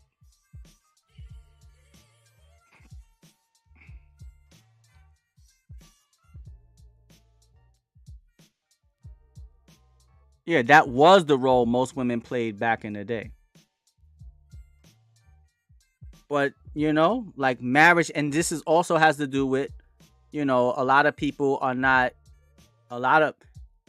men have always been a little, not always, let me not say always. Men have slowly started to become a little bit more hesitant when it comes to marriage. But now it's kind of like even seeping over to the woman's side, unfortunately. And everyone has the right to do what they want to do, but that does hurt the family structure. When you just have, you're just having babies, but there's no families. That family structure, that family unit. I'm still at work personally. I'm just being the devil's advocate. I feel you, bro. Yeah, I don't mind. I like the devil's advocate. I like the devil's advocate because it makes me have, it makes me have to think like, okay, Tovi, why do you feel this way? What makes you feel this way? I'm speaking on something that I'm gonna get married one day. It's coming. Um, I'm not gonna have any children, so there's a side to this coin that I'll never experience. But yeah, I don't think too many men would want to be at.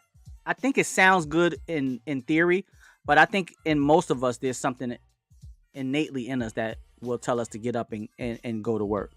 I know it's in me. There's no way I could be dependent on another person. There's just no way. I wouldn't be happy. There's no way I could be dependent on another person. I just couldn't. So I would have to get up. If I was a woman, I would still have to get up and do something because I don't want to be dependent on another person.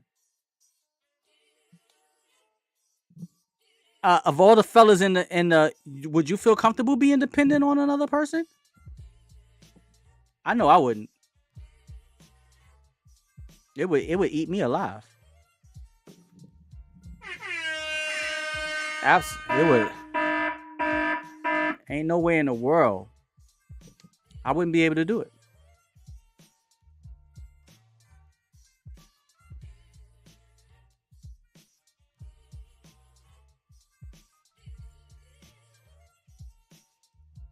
I would feel so uncomfortable. I would feel, even if I was at home taking care of the kids and all of that, I would still feel like I got to get up and do something. I have to. I got to get up and do something. There's no way I could sit here and just not contribute and then also be completely reliant and dependent on someone else. That's just not. It's not in my nature. It's not in my DNA to be that way.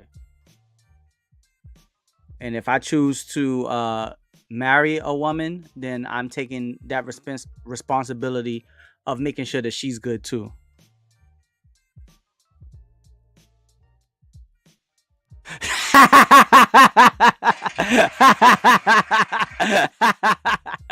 My man Herschel said that's true. Probably would get old, but he's willing to take that.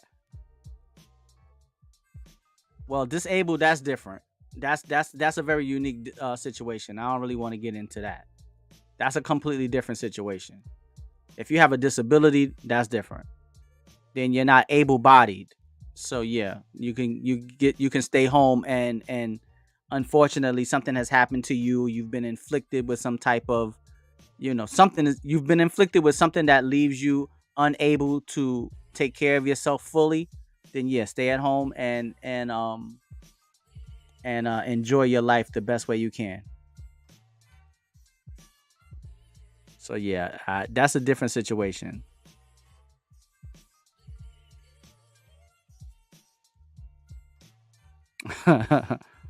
That's definitely a completely, that's a different scenario. I don't know that life. I don't know that life. I don't, and I hope I don't have to know that life. Respect to anyone who does, and my prayers go out to anyone who has any type of disabilities, whether it's physical or mental. I don't know I don't know what that is like. So I'm not here to speak on or to judge anyone, period, but especially not someone who is dealing with a disability, because I've never walked in those shoes. So whatever they do to make them happy, God bless them, and I support it 100%. So yeah,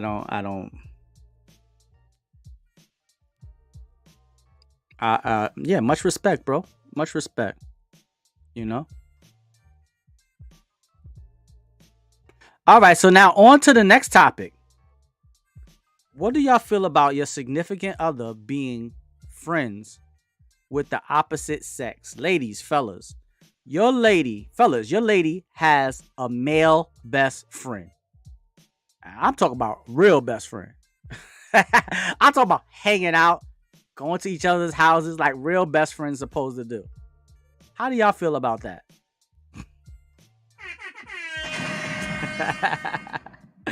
I know how I feel about it. How do y'all feel about that? Your lady got a real male best friend. I'm talking about real life. Mr. Anderson. What's good here? I'm here with my government. Bro. If you're going to take down your government. What up, Mr. Anderson? Welcome to the stream, my brothers. The WCIS, where you can inspire someone. OPP, only promote positivity. Shout out to One Bad Health. Shout out to Uncle DV. It's your boy, Little Fat Mushy Tove. The host with the ghost. The moderator of good behavior. All right. Thank you for joining us. The community that's all about unity. All right. Okay, that's my man now. Okay, yeah, you got to go change your government. My main man Ashley Larry said, when it comes to a woman having a male best friend, let's see what Ashley Larry has to say. Nope, that is a red flag itself. That's disrespectful to her partner, towards you. We all know what the deal is. All right. How many people agree with Ashley Larry? I'm gonna leave his comment up here. I ain't gonna hold you. I'm a man. And it's gonna be some rare occasions. We talking about straight men. We talking about straight heterosexual men being a best friend to your lady. I wouldn't tell my lady, yo, you can't have any male friends. But the hanging out and going to movies and going to each other's house, yeah, that. Nah. I don't think I'm rocking with that. I feel like that's low-key disrespectful to our relationship. All right, let's see what Tom had to say. Well, it's about trust and how secure you are in your relationship. If you got a good significant other, you don't have to worry. Okay. Tom said he sees it the opposite way. All right. He sees it opposite from Ashley Larry. My man said that's a negative for me, dogs. Me and my wife don't play those games. He said they made the sign to switch.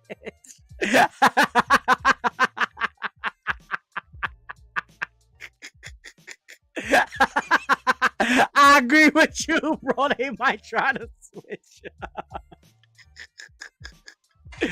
Yo, shout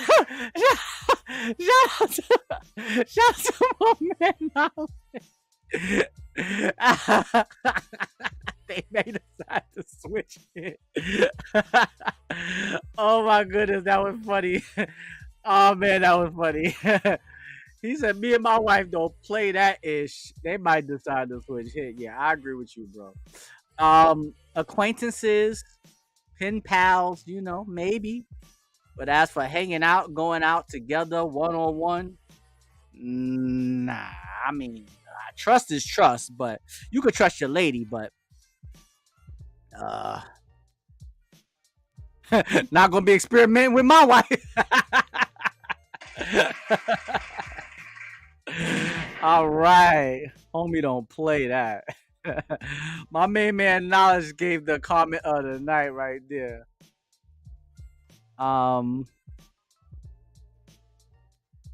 Ashley said, trust is good and all, but so is that meow. So tonight, don't you want to come with me? Absolutely, trust is good, but I know that trust is good, but yeah, if a woman is going to cheat, she will find a way.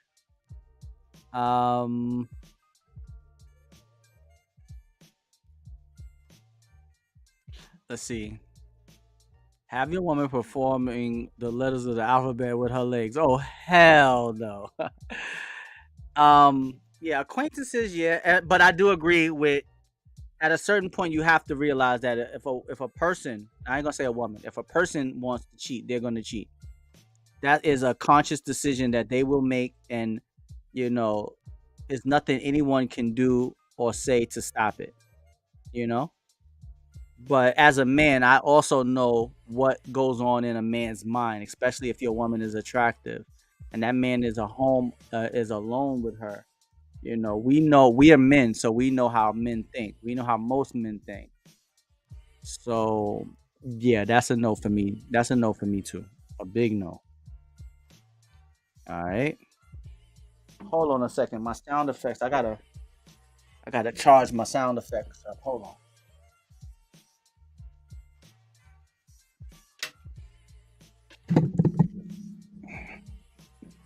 Hold on. My sound effects about to die. I gotta plug it up. All right, there we go.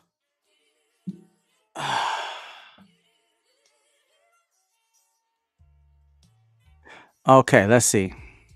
Let me see what my man Charles said. Real talk. My wife knows she can trust me, but I know better than to put myself in certain situations. There's no point. Absolutely. I agree with that 100%.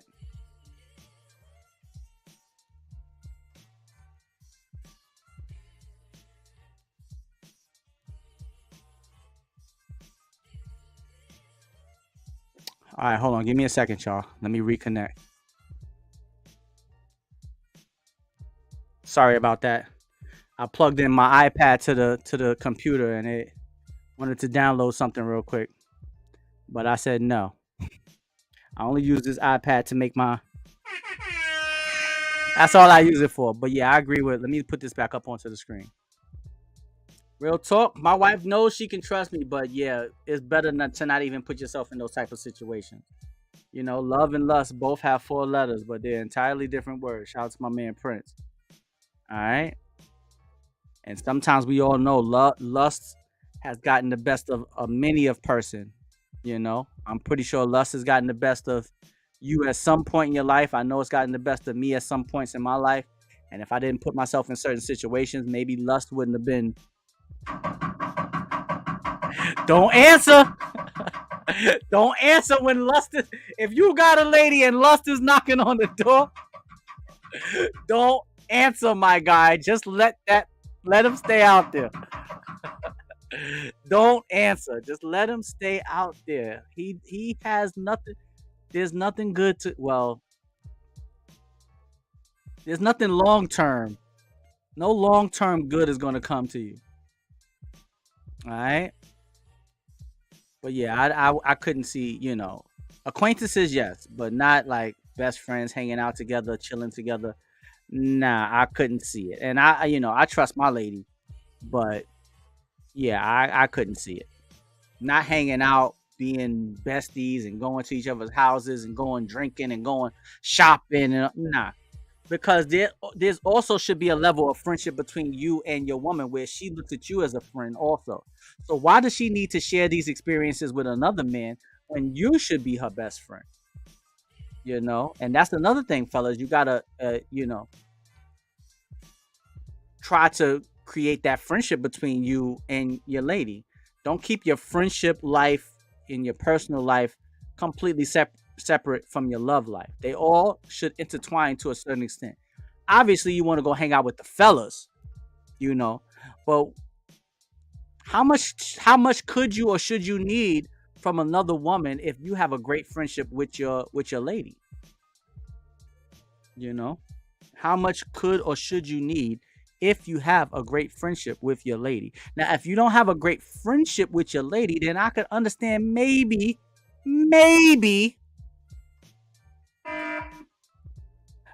brother Marcus, darling. Oh, Lady Eloise. What up, Marcus? Welcome to the stream, my brother. What up, bro? How you doing, my purple brother? How you doing tonight? Welcome to the stream. Tonight we talking about your significant other. Your significant other having best friend of the opposite sex. All right. For all the ladies, for all the ladies, any ladies? I mean, I see all fellas on the screen right now, but any ladies lurking in the background, let me know. Would you allow? I don't want to say allow. Would you would you feel comfortable? That's a better way to put it. Would you feel comfortable letting your man be best friends with a woman? All right, let's see what my man Tom has to say. Tom said, "I can be friends with the opposite sex. I'm a God fearing man, and hold marriage as a sacred thing. You can have it, so you won't as the most sacred thing you can have. So it won't go beyond friends. Plus, my wife is with me at all times anyway. All right, shout out to my man Tom, and shout out to your wife, my brother. God bless both of y'all, and may God continue to bless you with a happy, healthy marriage."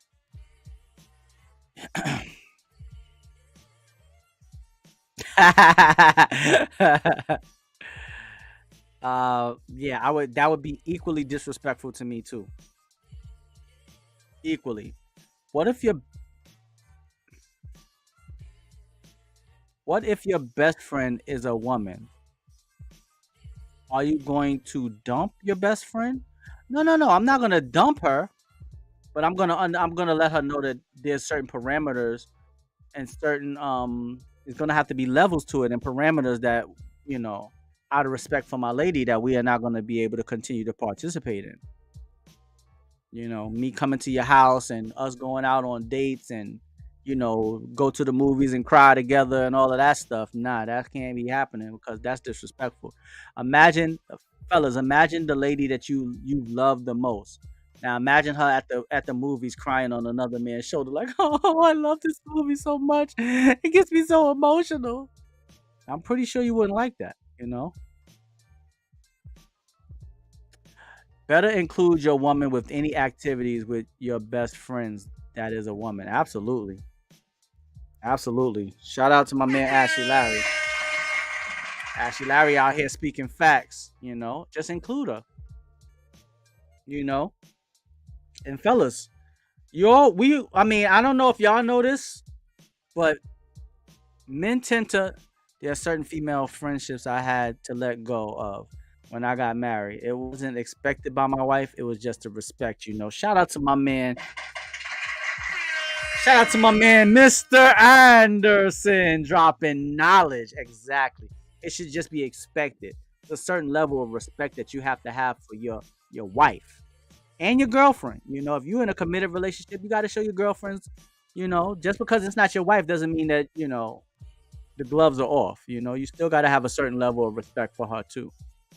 A wife, that goes without saying. That's definite. Like that's 100%. My main man, Josh Williams. Ba-da-ba-ba. What up, Josh? What up, Josh Williams? Go change your government. Welcome to the WCIS, my brother. All right. The question on the table right now is: would you feel comfortable with your lady? For all the ladies, would you feel comfortable with your man having a best friend of the opposite sex? All right. My man Mark is about to drop some jewels. When you follow God's book, then there is only a one-on-one with your wife or girlfriend. You cannot invite the devil into your relationship. All right. Shout out to my man Marcus. So Marcus, you saying that you can't even you saying that a child of God shouldn't if he has a girlfriend or she has a boyfriend, she should not have a male friend and a male should not have a female friend. A friend is the representative of the devil in that scenario. My man Josh Williams said, "Yo, big respect to his wife. All right, respect my wifey, big time. Shout out to respecting your wifey, big time. Respect your wifey all the time." Bars. Y'all want to hear it again? Here it go. Respect your wifey all the time. I love it. I love it. Shout out to my man Josh Williams. Absolutely, bro. Um, that's the problem. The devil comes in the disguise. You may not see that person's true intentions. That's true. Angels come in disguises too. You know, you never know. The person, your girlfriend, or your wife, might have been the devil, and the person came into your life might be the angel. You never know. It's crazy out here. But yeah, God teaches us to love everybody as He loved you. Absolutely.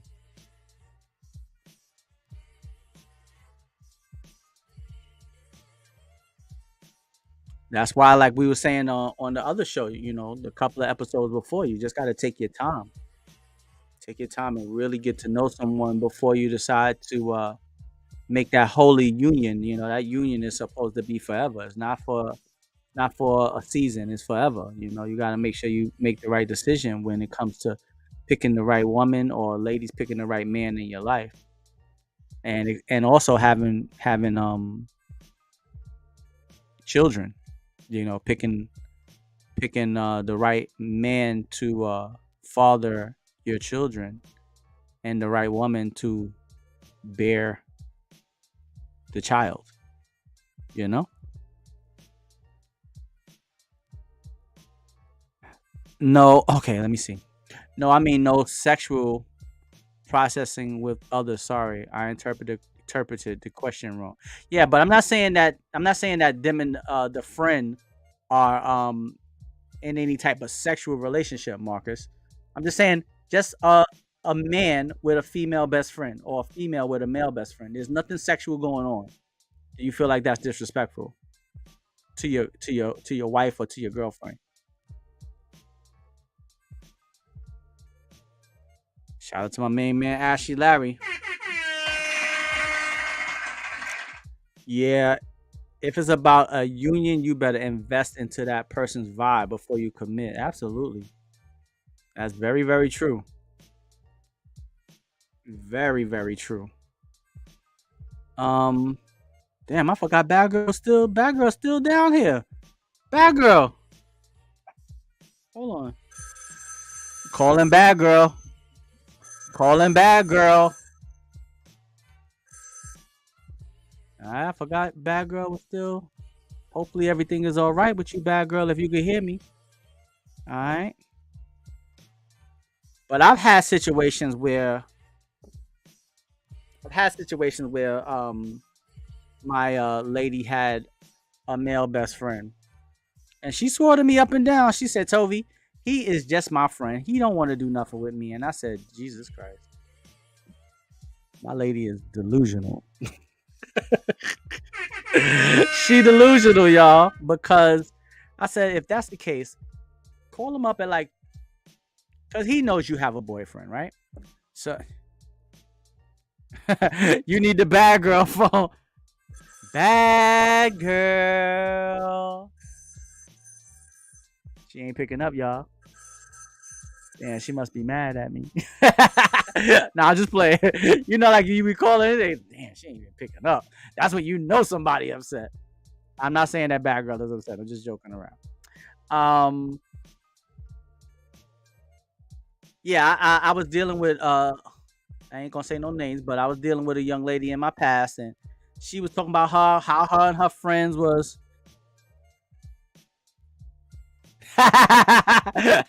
Exactly. I said to her, look, if you believe he's such a friend, right? Everybody that's watching right now, make sure you hit that thumbs up button, all right? Everybody that's watching, make sure you hit the thumbs up button, support the channel. Make sure you hit the make sure you hit the subscribe button and the notification bell, all right? Help support the channel and promote the positivity. But yeah, I told her, he knows you have a boyfriend, right? He knows who I am, right? She said, yeah, of course. I said, all right. So do you think that he would feel it would be appropriate? Do you think that he would feel it would be appropriate for you to invite him over to your house at 3 in the morning? She said, no, I don't think he would feel it would be appropriate. I said, all right. Since you swear up and down that he don't see you that way, I said, call him in the middle of the night and tell him that you're just feeling lonely and you just need some company, somebody to just come and hold you. You just got a lot of things on your mind that you want to, you got a lot of things on your mind that you want to, get off some things you want to get off your chest. Now, if he's really your friend, he's going to say, why don't you call Tovi? I said, don't you think that if he was your real friend, the first name that he would bring up would be Tovi? Call Tovi. What's going on with y'all? She said, yeah, that probably would be the first thing he'd bring up. I said, all right.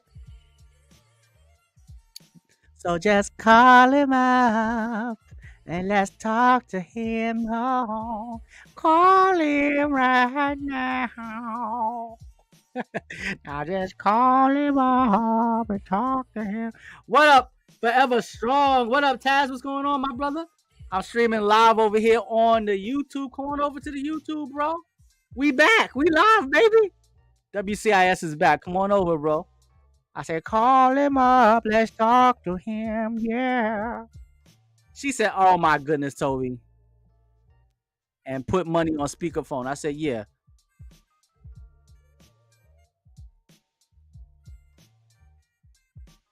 All right. We bringing Badgurl back. She was knocking on the door. All right, Badgurl, you back? Yes. Sorry, I was talking to my sister, dealing with nieces and nephews fighting. It's okay. It's all right. You just showed me a new feature that I hadn't used before when you just sent me the message. I never used that one before.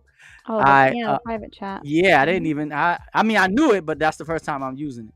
So I told her, I said, look, I don't know if you heard the story, but I'm telling a story right now of my ex. She told me that right now we're talking about, being friends with the opposite sex if you're in a relationship. So my ex-girlfriend told me, she said, Tovi, my best friend, my male best friend, don't see me that way. He don't see me, he don't see me in a sexual way. I said, okay, so he knows you're in a relationship, right? She said, yeah. I said, so if you called him up at 3 a.m. and told him to come over because you just feeling, you're feeling a little vulnerable tonight and you just need somebody to hold you.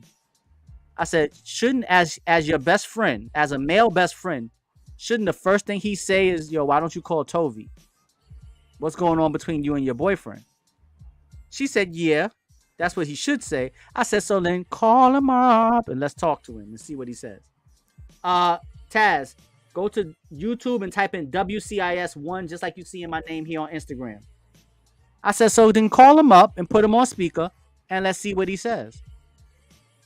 And she was so determined to prove me wrong because she's trying to tell me that she know men more than I do. And I'm like, nah, he's going to come over. He's going to say he's going to come over. And she was like, no, he won't. He's not going to come over to. I said, okay, so then call him and put him on speakerphone so I could hear it. And she called him. No, first she texted him. She was like, are you up? What up, Taz? What's going on, bro? Welcome to the stream, bro. Taz is in the building. Taz is in the building. So I said, yo, call him up. She texted him and she asked him, are you up? He said, yeah. Now, mind you, this is like 2:45 in the morning, Badgurl. So I said, all right. She was like, can you talk? He was like, yeah. I said, all right, I already know I don't won this bet. The fact that he responded back to her within, it wasn't at even 2:45 in the morning. At 2:45 in the morning, he responded back to her within at least a minute. Wow. So right there, I already knew I had won. My point was already proven. So she said, can you talk? I'll be over there with gasoline drawers on. So I was like, okay, so now tell him exactly what repeat to him what I said for you to say. And she was like, I forgot what his name was. For some reason, I think his name was, it's irrelevant. Let's just say his name was Jacob. She was like, so Jacob, what you doing right now? He's like, I'm just chilling, I'm in the bed. She's like, if I asked you to come and see me because I needed, somebody to just be there for me right now, would you come? He was like, right now? She was like, yeah, I just need, need somebody to.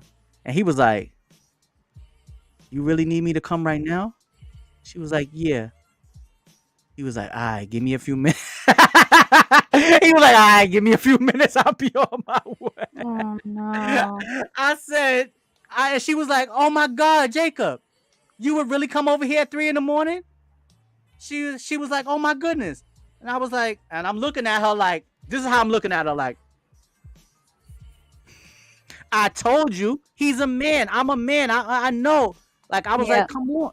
I know he's not going to be like, nah, call Tovi and tell him to come cuddle with you.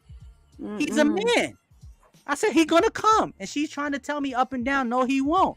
I'm like, yes, he is going to come. He's going to come because you're an attractive woman and he feels that you're in a vulnerable state. Most men, I'm not going to say all men, but most men, if they being friends with a pretty girl and it's a woman that they've never been sexually intimate with, is a lot of times they waiting for an opportunity. They waiting for an opportunity. And I've had a lot of women tell me like, no, he not like that. I said, nah, yes, he is. If he got a penis, he like that. I'm telling you. And it doesn't mean that he's a pervert or doesn't mean that he doesn't respect the friendship. It's just the fact that he's a man. Yeah. And most men are opportunists. And then they're comforting you and you get vulnerable and Exactly. So now what is your hold on, let me go back and see. Shout out to my man Taz. Okay, Nala said, Tove turned around and said, I think you better leave this place. I think you better leave this place because I'm about to catch a case. Jersey said, already in the car pulling up. Yes. I'm dead, y'all. Yo, he was that early in the morning. Amen, please. So, Badgurl, what do you think about that? Would you allow your significant other? Y'all are in a committed relationship. Would you feel comfortable? I don't want to say allow because we all have our freedom of choice.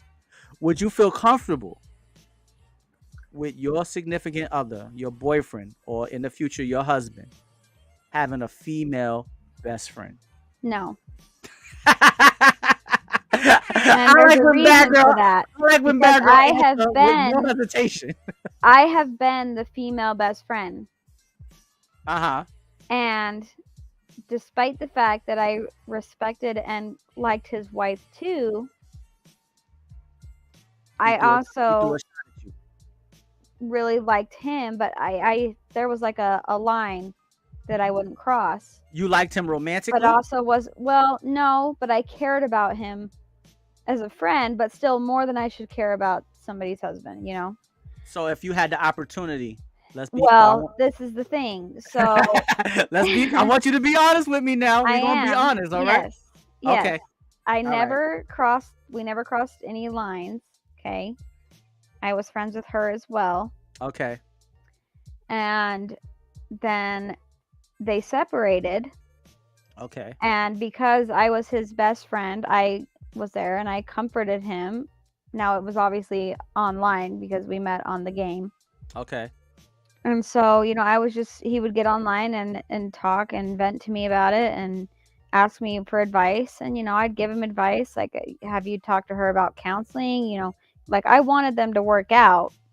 But when what up, Rebel One is in the building. No way that was going to happen. Then eventually, because I was just there, we kind of fell into each other and became in a relationship. Right. And we were messing around and stuff, but they weren't together at that point. Obviously, I'm not a homewrecker, but I loved him more than I should have. I never crossed the line, but deep down I knew how I felt because I talked to him every night. We had a lot of fun together. Right. So I cared about him. And so I sided with him in a lot of things, and I feel like that wasn't good. Now, looking back on it, I would not do that again. I would keep it very, just whatever. We hang out online with other friends, never alone in party, just us two, because that's when you start bonding. And we just naturally bonded with each other because we were together all the time at night on the PlayStation. Right. You naturally bond with somebody who is a nice, good person. Right. who happens to be attractive. So Exactly. no, I would not be Especially okay when with you're that. young. Yes, especially when you're young and when you're vulnerable and you're hurting and you're sad and that best friend is there to comfort you, and then you take that comfort in a different way and it starts to go other places. Exactly. And you as the female best friend start to act on those feelings because they're not together anymore, or so you start to see things a little differently. At first I was reserved because I didn't want to be disrespectful, and I'm not a homewrecker, and I actually liked his wife.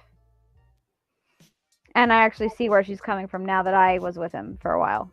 I get where she's coming from. You saw some of the red flags? I see the toxicity. Yes. So, like, and I've actually had talks with her about this and stuff, and I think she's actually a pretty good person. Then again, I don't really know. But it is what it is, whatever. Yeah, Ashley Larry just made a great point. He said comfort food feels good, don't it? That's a great way to and wrestle. Ashley Larry just hit exactly what it is. Let me tell you, that might be the comment of the night right there. Yeah, that's a reason why exactly what it is. It's a reason why that comfort food, the food that you grew up on, the food that you love so much, it's a reason why it's comforting to you, because it's familiar. Yeah, and you have a bond with them. You bond with people that you're with all the time. Exactly. So even though that bond may be supposed to be forbidden, but it is very difficult. It takes years. Sometimes it takes a lifetime. Sometimes you don't ever get out of your comfort zone. That's why it's the comfort zone, because you feel so comfortable there. Right. And when someone makes you feel comforted, when you feel comfort in a person, that's when it's the easiest for you to let down your guard. Yeah. Because you are already in a comfortable position with that person. You already can feel, you can already allow yourself to be vulnerable with that person. Yeah. And that's why I would not let me not say let, because I ain't nobody's boss. I ain't the boss. But I wouldn't feel comfortable with my lady having a male best friend that they are hanging out one-on-one in intimate settings. Well, yeah, and also because they're going to side with you. Like, I sided with him all the time. Right, because... and I would feel defensive over him, like, when they would have because issues. You were closer to him than you were to the wife. Right. So I would never, even though it was innocent, like, I would never, ever do that again. Uh-oh, Ashley Larry said he see one of the lurkers in the background. Shout out to the lurkers. If you lurking in the background, God bless you. Welcome to the stream. Ashley Larry done blew it up. All right. Even the lurkers, God bless each and every one of y'all. Thank you for tuning in. If you lurking, make sure you hit the thumbs up and show the stream some love and support the positivity. All right. Yeah, so now you just told the story from the point of view of being the female. Step to the front of the stage, state your name and state your age. What up, Russell? What up? I'm lurking. We have brought one of the lurkers to the forefront. Russell is in the Giovinco. What up, Giovinco? Russell Giovinco. You sound like you should be in you sound like somebody that put a hit out on you. Don't mess around with Russell Giovinco. Don't mess around with the Giovinco family. Italian. I'm telling y'all right now, whatever you do, don't mess with the Giovinco family. They will F you up, bro. Shout out to my man Russell lurking in the background. God bless you, my brother. Step to the front of the stage. Where are you tuning in from? Giovinco. The Giovinco. All right. Giovinco is in the building. So Russell, what do you feel about that? would you feel comfortable with your lady having a male best friend? And now, Badgurl, you spoke of it from the point of view of you being the female best friend. So now let's flip it and look at it from you having a boyfriend and him having a female best friend. And he says he to you, did. And okay, they got it on. right. So yeah, so if Yep. if he was to say, you know what, she's just my friend, you automatically going forward, you wouldn't believe it. Nope. I fell for that already. She's just my trainer, is what it was. She's just my trainer. She's crazy. She's obsessed with me, but she's just a trainer. She may think we're something, but we're not. Okay. That's crap. And it was crap. They lived together. So, nope, I wouldn't be okay with that. We can have mutual friends and couple friends. And you can have a guy best friend, and I can have a female best friend. But I'm sorry, when you're a best friend with, if like say you're attracted to the opposite sex, if your best friend is the opposite sex, it's going to get clouded. Right. Now, if you're attracted to the same sex and your best friend is the same sex, it could probably get clouded. I don't know because I've never been in that position, but my position, it gets clouded. And you feel more, especially as a woman. Right. Because you just connect with them and you care about them and you want to defend them and protect them. And when you see them sad, it makes you annoyed at their partner, and that's inappropriate. I didn't see it then. I saw it as harmless, but now I can see it. Right, because you're older and you're wiser. Right. And I've been cheated on, so I know what it's like. Right. And so do you feel like you would ever be able to trust your significant other having a female friend ever? Or do you think that this will linger with you? I don't think it's about trust. I think it's inappropriate because it's too risky. There's too much risk. I think it's disrespectful. With that. Yeah, I think it's inappropriate and I think it's disrespectful, and it's just you're taking a risk that is not appropriate. Because you're putting yourself in a situation. You're putting yourself in a situation that could be avoided. Number one, it could be avoided. Yes. That's number one. And number two, well, and what if she has an ulterior motive? What if she's in love with him? So she encourages him to leave her. Right. Luckily, I wasn't that way. I encouraged him to fight for her and do that. But not all women are like that. A lot of them have an ulterior motive where they actually want to be with him. So they're going to be like, oh, wow, you deserve better than that. And then they're going to go to them because they're their best friend. So it's just not appropriate, I don't think. Right. And that's why you have to allow your partner to be able to vent to you. Yes. You have to, if your partner has a problem with you, you should be the first person to know about it. Right. Once your partner is venting to someone else. Yep. Once your partner is venting to someone else, y'all are in trouble. Yeah. And y'all are in double trouble if the person that they're venting to is of the opposite sex. And not family. And not family. Mm-hmm. My son Joshua, Adrian loves your action figures. All right. Tell him ask him who is his favorite superhero. Whoever his favorite superhero is, if I have one of those figures up here, tell him I'm going to bring that superhero to the front of the stage just for your son Joshua, all right? Shout out to Joshua, Adrian. Much love to you. If you can hear my voice, shout out to you, my brother. All right? Always allow your imagination. Never let anyone damper or look down upon you for having an imagination. If you like heroes, if you like science, if you like Star Wars, whatever it is that you may like, if you like Prince, whatever it is you like, stick to it and don't let anyone drown out your dreams and your aspirations and your passions. Stick to what you like, and it's much easier to stand out than it is to fit in. I mean, it's much better to stand out than it is to fit in. All right.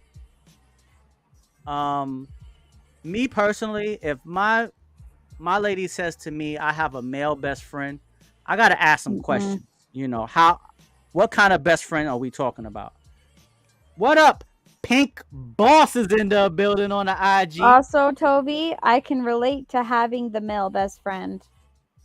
Because I had a male best friend, and I tried to act like if I got in a relationship, it would be fine, and they'd have to accept him, knowing that I had feelings for him and I actually loved him more than a friend.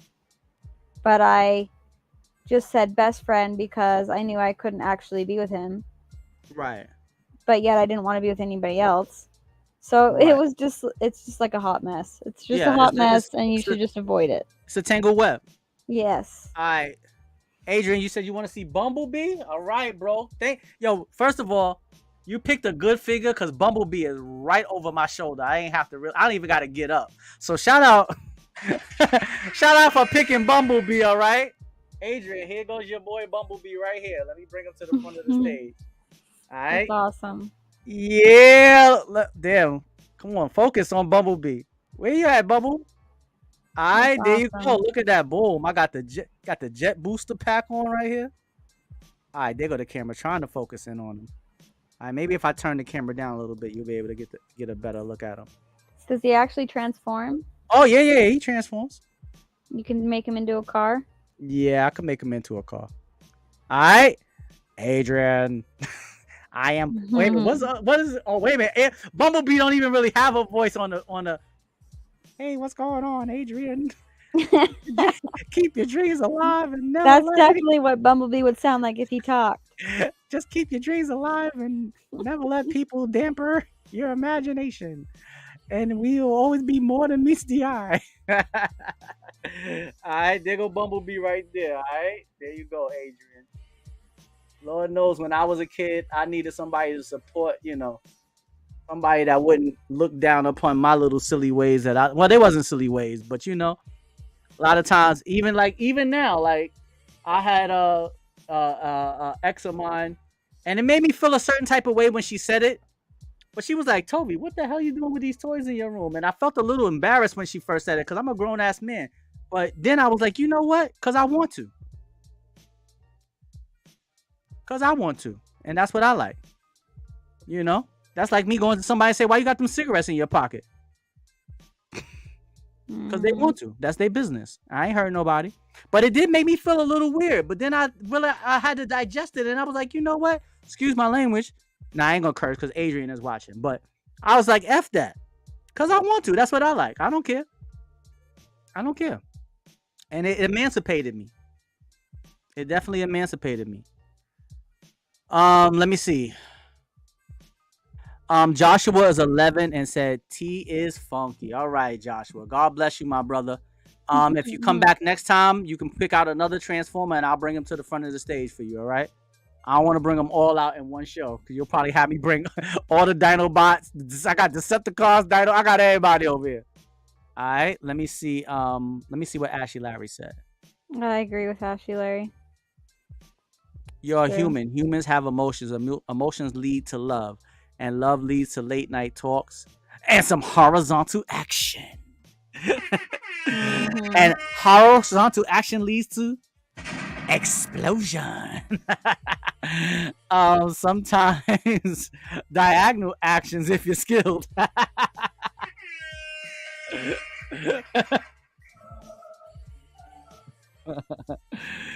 You get hella skill with that move. Okay, so I didn't mean to cut you off, Badgurl. So you said that he had a female best friend. You didn't believe it. You said that you feel as if it's just disrespectful to have, and on top of that, you know what? There also should be a level of friendship between you and your partner where they shouldn't feel like they need to have a friend of the opposite sex. You should be their friend of the opposite sex. Because if your boyfriend has a female best friend, you better believe that he's talking to her about you. Yeah. So you need to be worried if he's talking to her about you, and you need to be even more worried if he doesn't ever bring you up around her. Mm-hmm. So you need to be worried, period. So you just need to tell them, yo, I can't rock with you if you're going to have this female in your life that closely. That's it. Yep. That's it. Because you got to be worried no matter how you look at it. If he's talking about you, you got to be worried. If he don't mention you around her, you got to be worried. So the best bet is to just not have her around. Oh, not have her around. You not stay around. Just leave. Just leave. Because if me personally, I've never had a female best friend that wasn't my lady. So I don't really, I can only speak. There's always temptation in the mix. Yeah. When you got a friend of the opposite sex. Absolutely. Mm-hmm. Shout out to my man, Mr. Marcus, darling. Ooh, Lady Eloise. Yes, you're absolutely right. So I think we all agree that the friendship of the opposite sex is a no-go. Yeah. All right. So, bad girl, we're gonna bring you to the front of the stage. You know I gotta do it to you. You got a question for the people? No. You know, nah, hold up, bad girl. You said going forward. I gotta repeat to you what you said. You said, you know what, Toby? I should just be prepared every time I come on here because I know you're gonna ask me to ask a question. I should just be ready. So Crap. I'm expecting you to be on point because you already know I'm gonna do it. I'm not gonna let you get off the hook. I'm already not. I didn't bring up the fact that you ain't jumping on the camera, but you gotta hit the people with a good question. All right. So I ain't gonna put you on the full spot. I'm gonna give you some time to let it marinate. But I want you to ask. I think I got a question. All right. So everybody, hold on. Drum roll, please. We are now entering the bad girl zone. All right. We bringing bad girl to the front of the stage, and she's gonna drop a bomb on the people. The stage is yours. All right. Let's bring bad girl to the front of the stage. Okay, so what is everyone's opinion on being ghosted? And if you've ghosted somebody, why? Because I think it's rude. So what's everyone's opinion on ghosting someone, or have they been ghosted before? Or someone's just talking to you and everything's great and then they just up and stop. No explanation.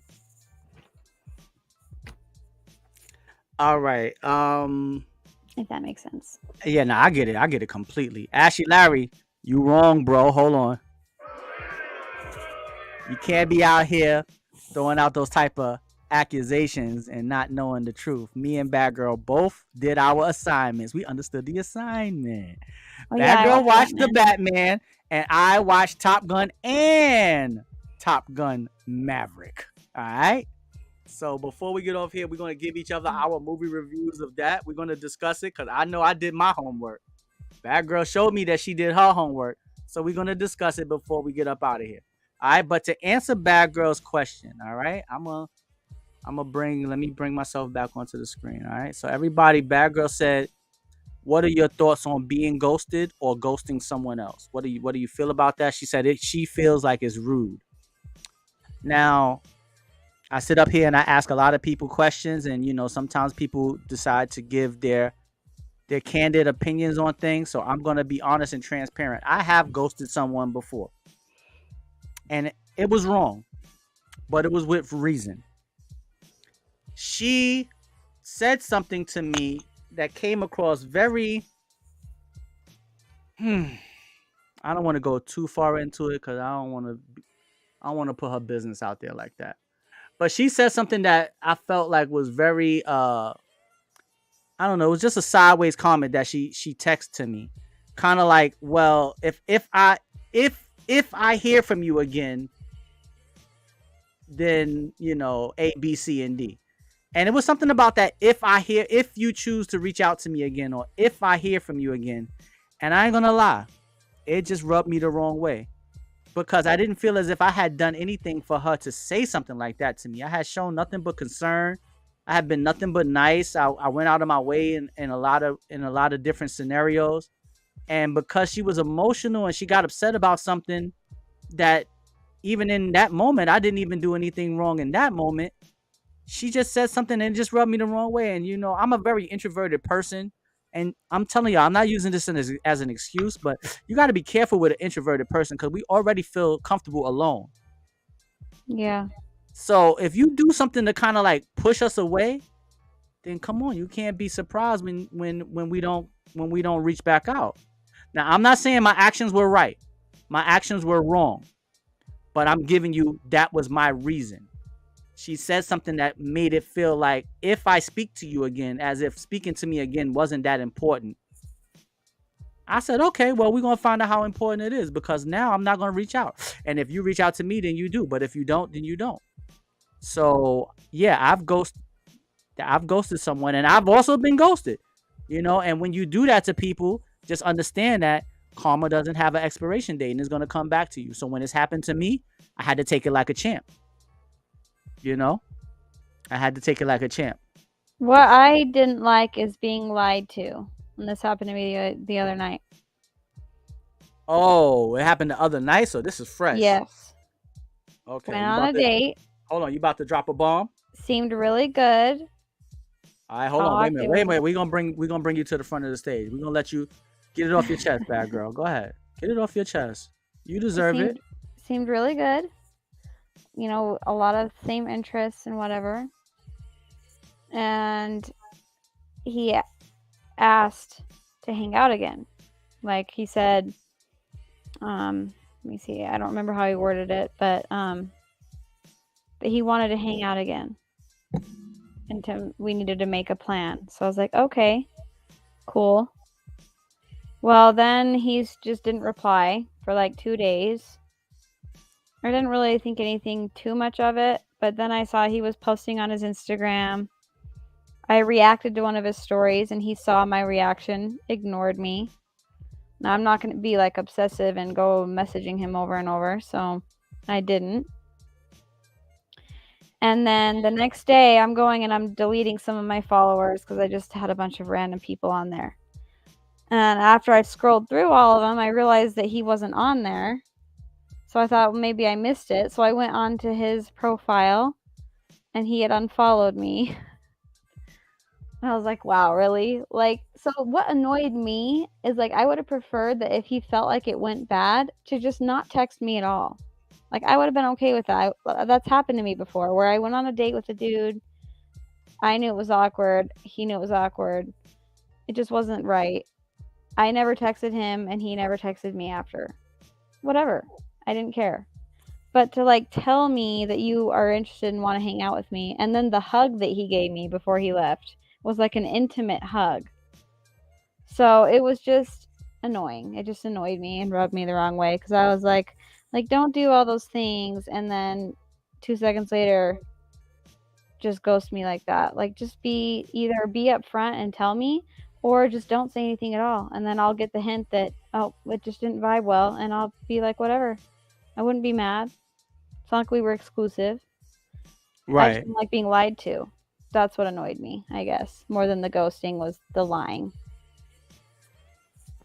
That makes total sense. Yeah. Russell said it's childish. As grown-ups, we can use our words, but if you feel disrespected, then that's something else. Right. And I'm not one to disrespect people, so I know that it wasn't because I did anything disrespectful. Yeah. Maybe he just wanted a piece and realized that I'm not going to do that. Who knows? Right. And I mean, I think that also, hold on, let me bring. All right. Bad girl got it off her chest. Whoever. Nah, I ain't gonna tell you that. I ain't gonna ask you to say his name. What up, Valente? I'm about to really blow it up. Nah, I ain't gonna do that. But yo, whoever ghosted Bad Girl, whoever you are out there, if you ever stumble across this video somehow, some way, I know you be on the internet. So if you stumble across this video, boy, you done made a mistake. You done fucked up. I cursed. That's right. I said it. I said it. I don't really curse on the stream, but this is an extreme moment. I We mean, gonna I drop the bomb understand on you. everyone's not going to be attracted to you. Like, I'm okay with that. Like, I'm not like so desperate and clingy that I'm like, oh my gosh, how dare you not be attracted to me? Like, whatever. But don't lie to me and give me a hug like that. Like, you don't get to hug me like that and then do me dirty. Only good people get to hug me like that. The hell? And I paid for the food, bro. I bought him dinner. No, Badgurl. And that wasn't the plan. And I ended up paying for it. Badgurl. And he was an hour late. So No, Badgurl. Stop. Bad. Just red flag and then another red flag. And I was trying to give him the benefit. Don't say no more, Badgurl. Please stop. No. Nah, we're gonna act like that didn't even happen. We're gonna act like that didn't happen. I did send him a petty text though. I'm proud of it though. He deserved more than that. He deserved more than that if you paid for his food. You paid for that man food, and he was late, and then he decided to nah. How old? Wait a minute. Wait. Let me. We're gonna have an accountability moment. Was this guy older or younger than you? Older, 37. Oh no! He know better. He ain't no damn good. Yeah. But I sent him a petty text. I don't care. My brother told me to be the bigger person and to not. And I was like, no, I'm going to say something because I feel like I get to say something. And it's not because I care or I'm sad. It's because I think he's a douche and I wanted to call him out. So I did. And BS the Great One said, wait, you paid for the food? Yeah. Like, we were in the car to go get it. And he goes, do you want me to Venmo you some money for this? I'm like, what? Who doesn't come? Oh, yeah, I'm going to say yeah. Like, no, that's awkward. Don't say that to me. Like, that makes me feel pressured to do it. Or, like, in his mind, he was already planning on me doing it. Right. That was not and then, a thing. I carried it. And then I actually handed it to him and said, here, you can carry it. And he looked kind of like standoffish about it. Like, why would you ask me to carry it? Right. Like, I just, now looking back on it, I'm just like, really? Like, what the hell is happening? But you know what, Badgurl? Even a 37-year-old man, and I mean, I'm not making no excuse for this man. At 37 years old, there is no excuse. But this is giving you an idea of what type of men are in the dating pool now. Yeah. At 37 years old, he's almost 40. And you mean to tell me you're going to go out on a date with a younger woman? A younger woman. What up, Goose Vet?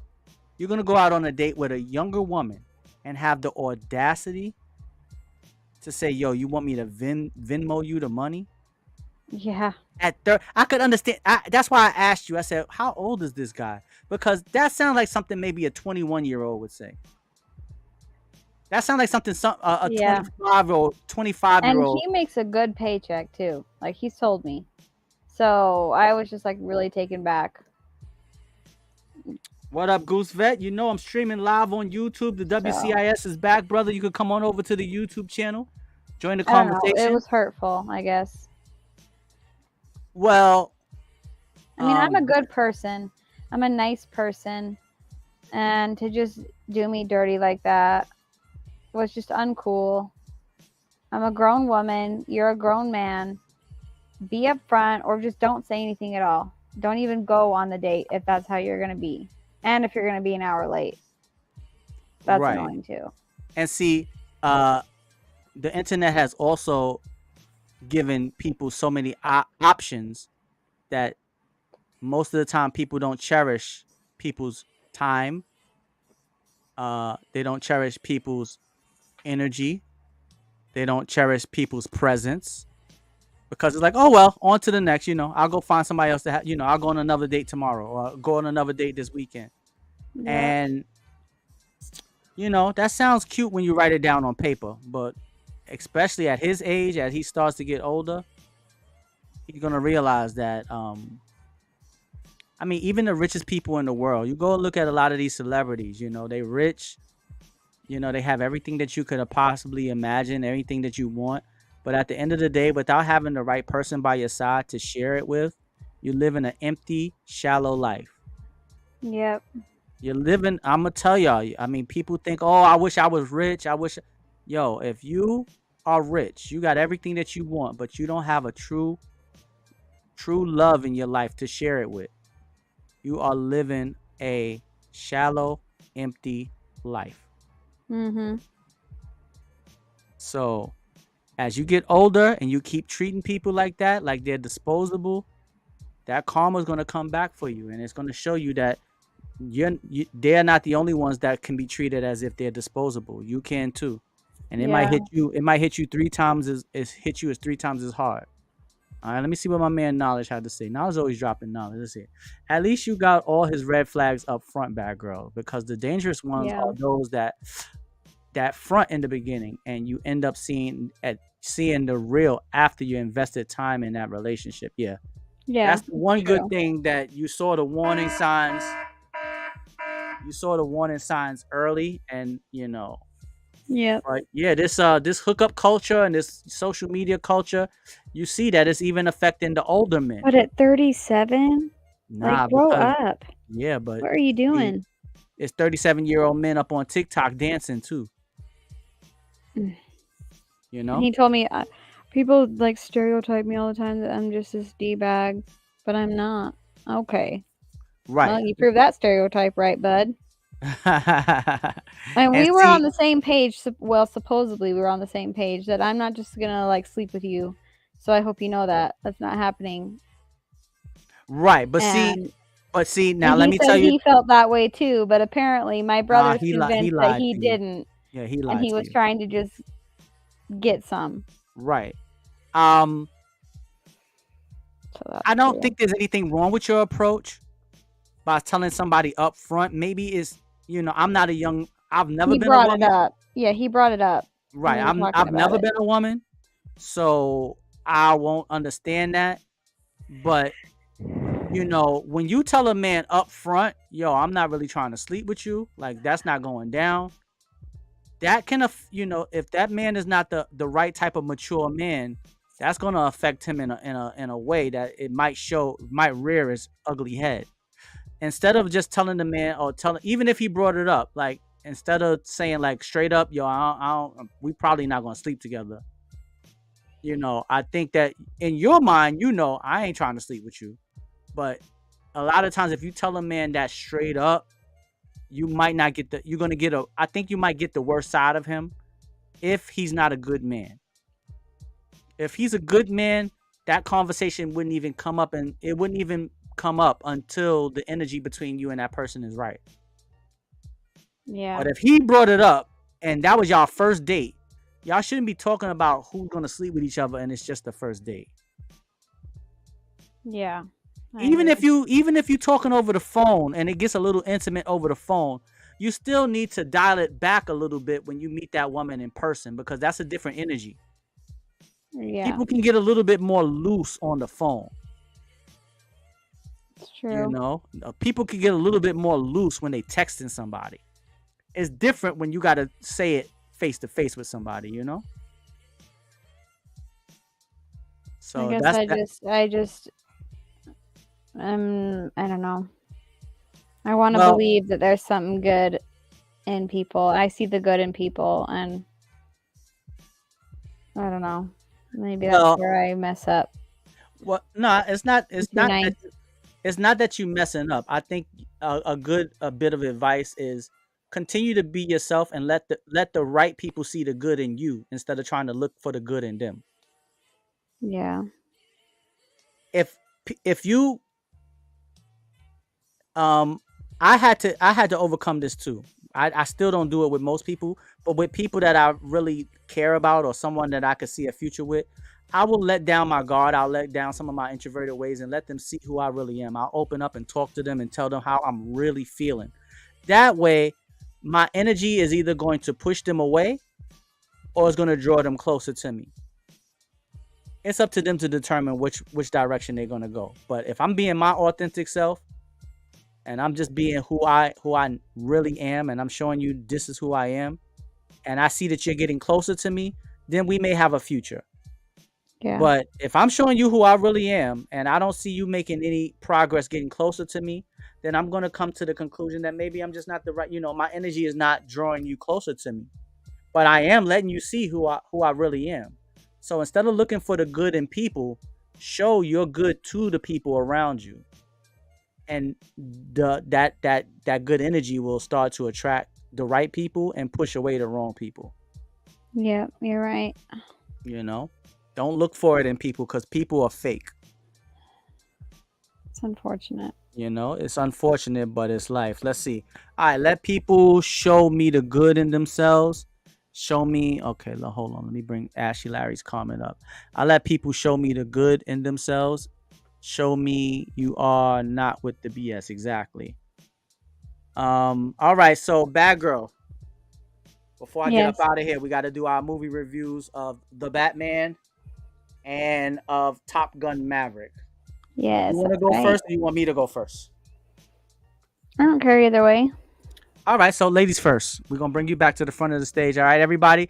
Maybe like 2 weeks ago, me and Badgurl, on the stream, we were all talking about movies, and Badgurl said we were talking about the best movies of 2022, and she said one of the best movies, if not the best movie she saw, was Top Gun Maverick, and I told her I hadn't seen it, and I told her the best movie that I saw of 2022 was The Batman, and she hadn't seen it.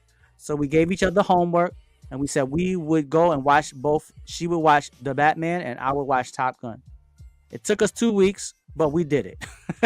All right. So yes, it did. Is Badgurl's movie review of The Batman. We're gonna bring Badgurl back to the front of the stage. All right. Here you go, Badgurl. The floor is yours. So I liked it. I thought a cool thing about it was I felt like Batman was a little more involved, being Batman versus being Bruce Wayne. So I thought that was kind of cool. I liked the Catwoman in it.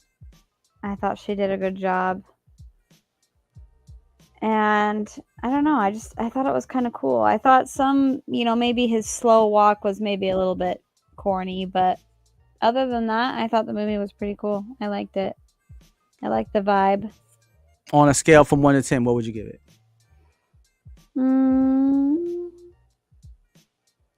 I'd say, so let me say this. I say at first, I give it an 8. And then I watched after. I Herschel, have a good night. And so then I feel differently about the Batman and gave it more like a 9. Ooh. After watching the Joker, because the Joker tied into that movie a lot with, I don't want to really give it away, but right, but it tied into the movie with the tone of how Gotham City was.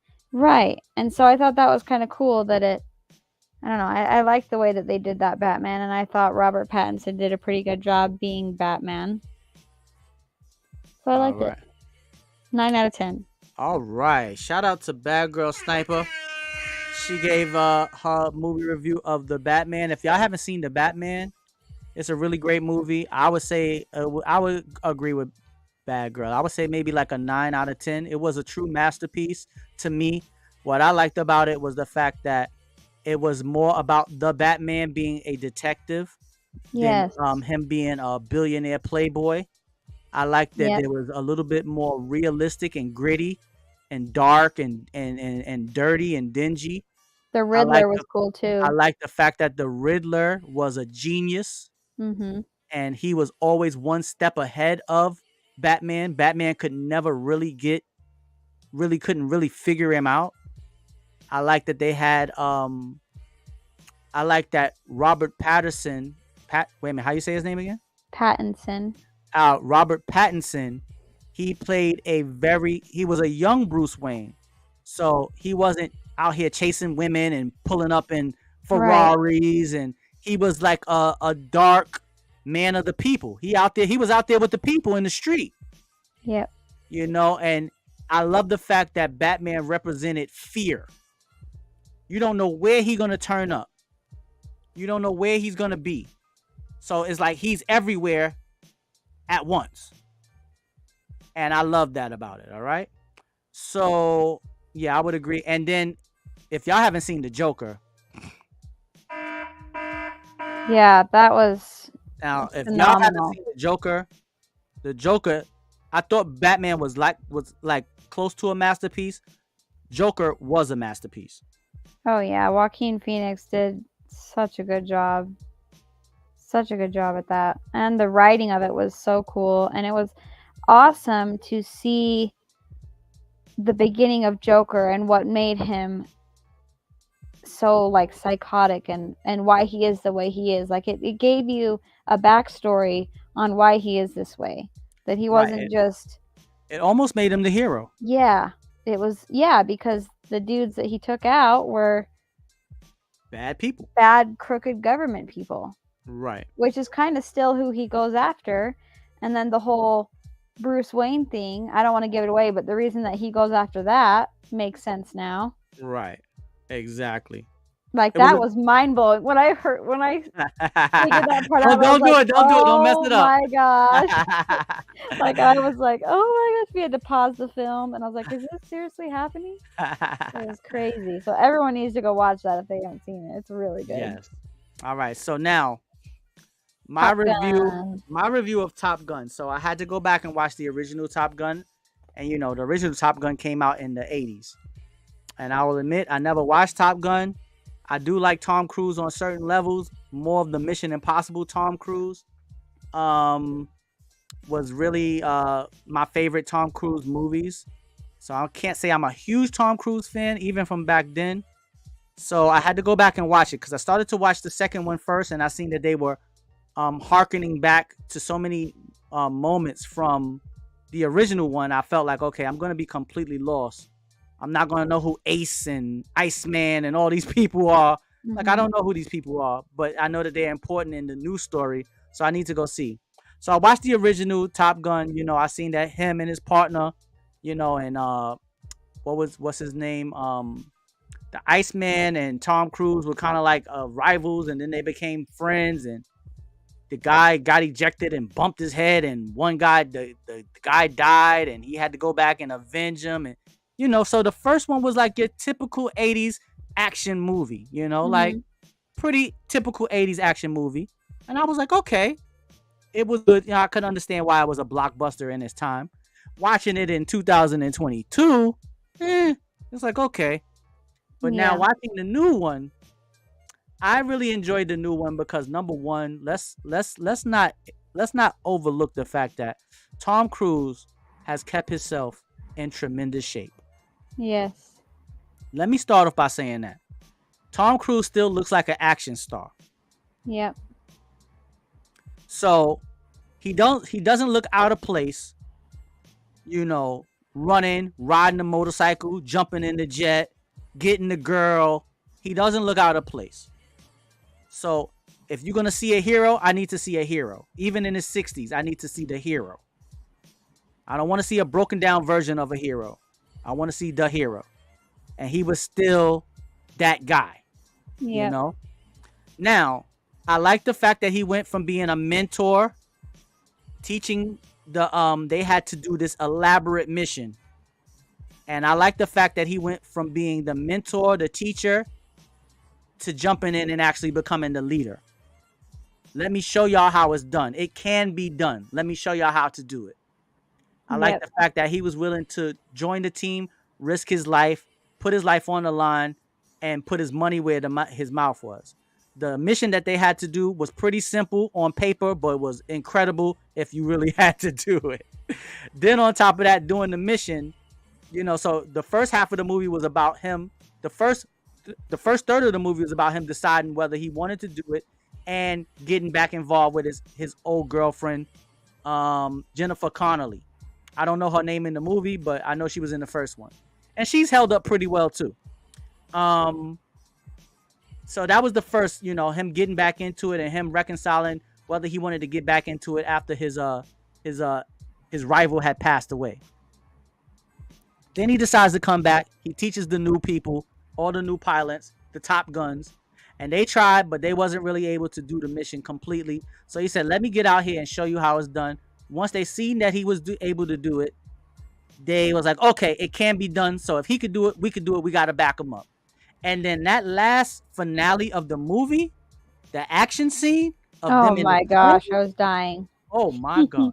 Yo, that is a act. That's what you're supposed to do in an action movie. It I was wasn't on no, the edge of my seat, yeah, bro. like I was like, the, oh my the gosh. special effects, the Yeah. sound, the way they shot it, the way that these planes were maneuvering, the way that it was just incredible. The missiles, the flares, the heroics, the fact that he actually failed, but then had to get saved by the new, by the actual son of the guy was his partner. Well, it was his rival, then turned partner. His son had to come and help him at the end. So I would say, from a scale to 1 to 10, I went in with, I believe Badgurl when she said the movie was good, but in my mind, I'm like, this is not really my type of movie, but I'm going to go in with even expectations. And I'll tell you that it was much better than what I imagined. And low key, it was a great movie. I thoroughly enjoyed it. And I enjoyed it more than I thought I was going to enjoy it. So from a scale to 1 to 10, I would give it a 8.5. It was a great movie. And I thank you, Badgurl, for recommending it, because I definitely enjoyed watching it. Yeah. Okay, now we need to recommend another movie. I already have mine for you. All right, tell me what it is. I gotta think of one for you. Okay, wait a minute. I got one for you too. Okay, what's yours?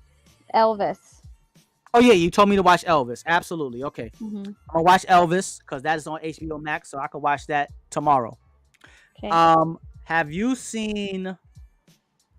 I'm gonna give you two choices. Have you seen Man on Fire with Denzel Washington? I don't think so. It's with Denzel Washington and she was a child star. Fanny. Oh man. Let me look. Oh, Dakota Fanning. Dakota Fanning, yes. Denzel Washington and Dakota Fanning. I haven't seen it. Nope. Hey Google, stop. I don't need your help. I'm sorry. Yeah. Nah, I don't need your help. Badgurl had the answer. Dakota. Sorry, deleting it now. It should be gone in a moment. All right, cool.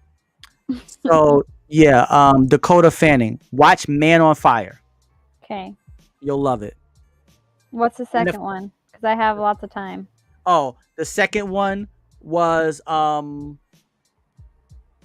it was another Denzel Washington movie. Damn it. Ashley Larry, what was the Equalizer? I think I watched that one. Okay, so then watch Man on Fire. Okay. All Man right. on Fire. Exactly. All right, everybody. First of all, Badgurl, thank you so much for joining in. I truly appreciate it. Thank you so much. Shout out to Badgurl Sniper. All right. Everybody, thank y'all for tuning in the comment section. God bless each and every one of y'all. I'll be back on, today is Thursday. All right, so we'll be back on Sunday. And anybody that want to come and get rotated on Uno, we'll be playing Uno again on Sunday, right after the stream. All right. Sweet. Badgurl is right now, she's definitely the front runner in the resurgence of Uno. She definitely did her thing. So anybody want to come and challenge Badgurl Sniper, your boy Little Fat Mushy Tove. It was me, Badgurl, Jersey Devil, A Baddie, and BX the Great One. So the more the merrier. Anybody want to join in, make sure you watch the stream on Sunday, and we'll be playing Uno right after the stream. Badgurl, thank you so much. Yeah, of course. Another great show because of you. Oh, and you too. And the chat, the viewers. All right. Thank y'all so much for tuning into the WCIS. We can inspire someone. OPP, only promote positivity. Shout out to Waterbed Hef. Shout out to Uncle DV. Shout out to the First Lady of the WCIS, Badgurl Sniper. And shout out to the community. That's all about a unity. All right. Everybody have a wonderful evening. Have a great weekend. Stay blessed and stay beautiful. And we'll see you on Sunday. Later, y'all. You too. Bye. All right. Later, Badgurl.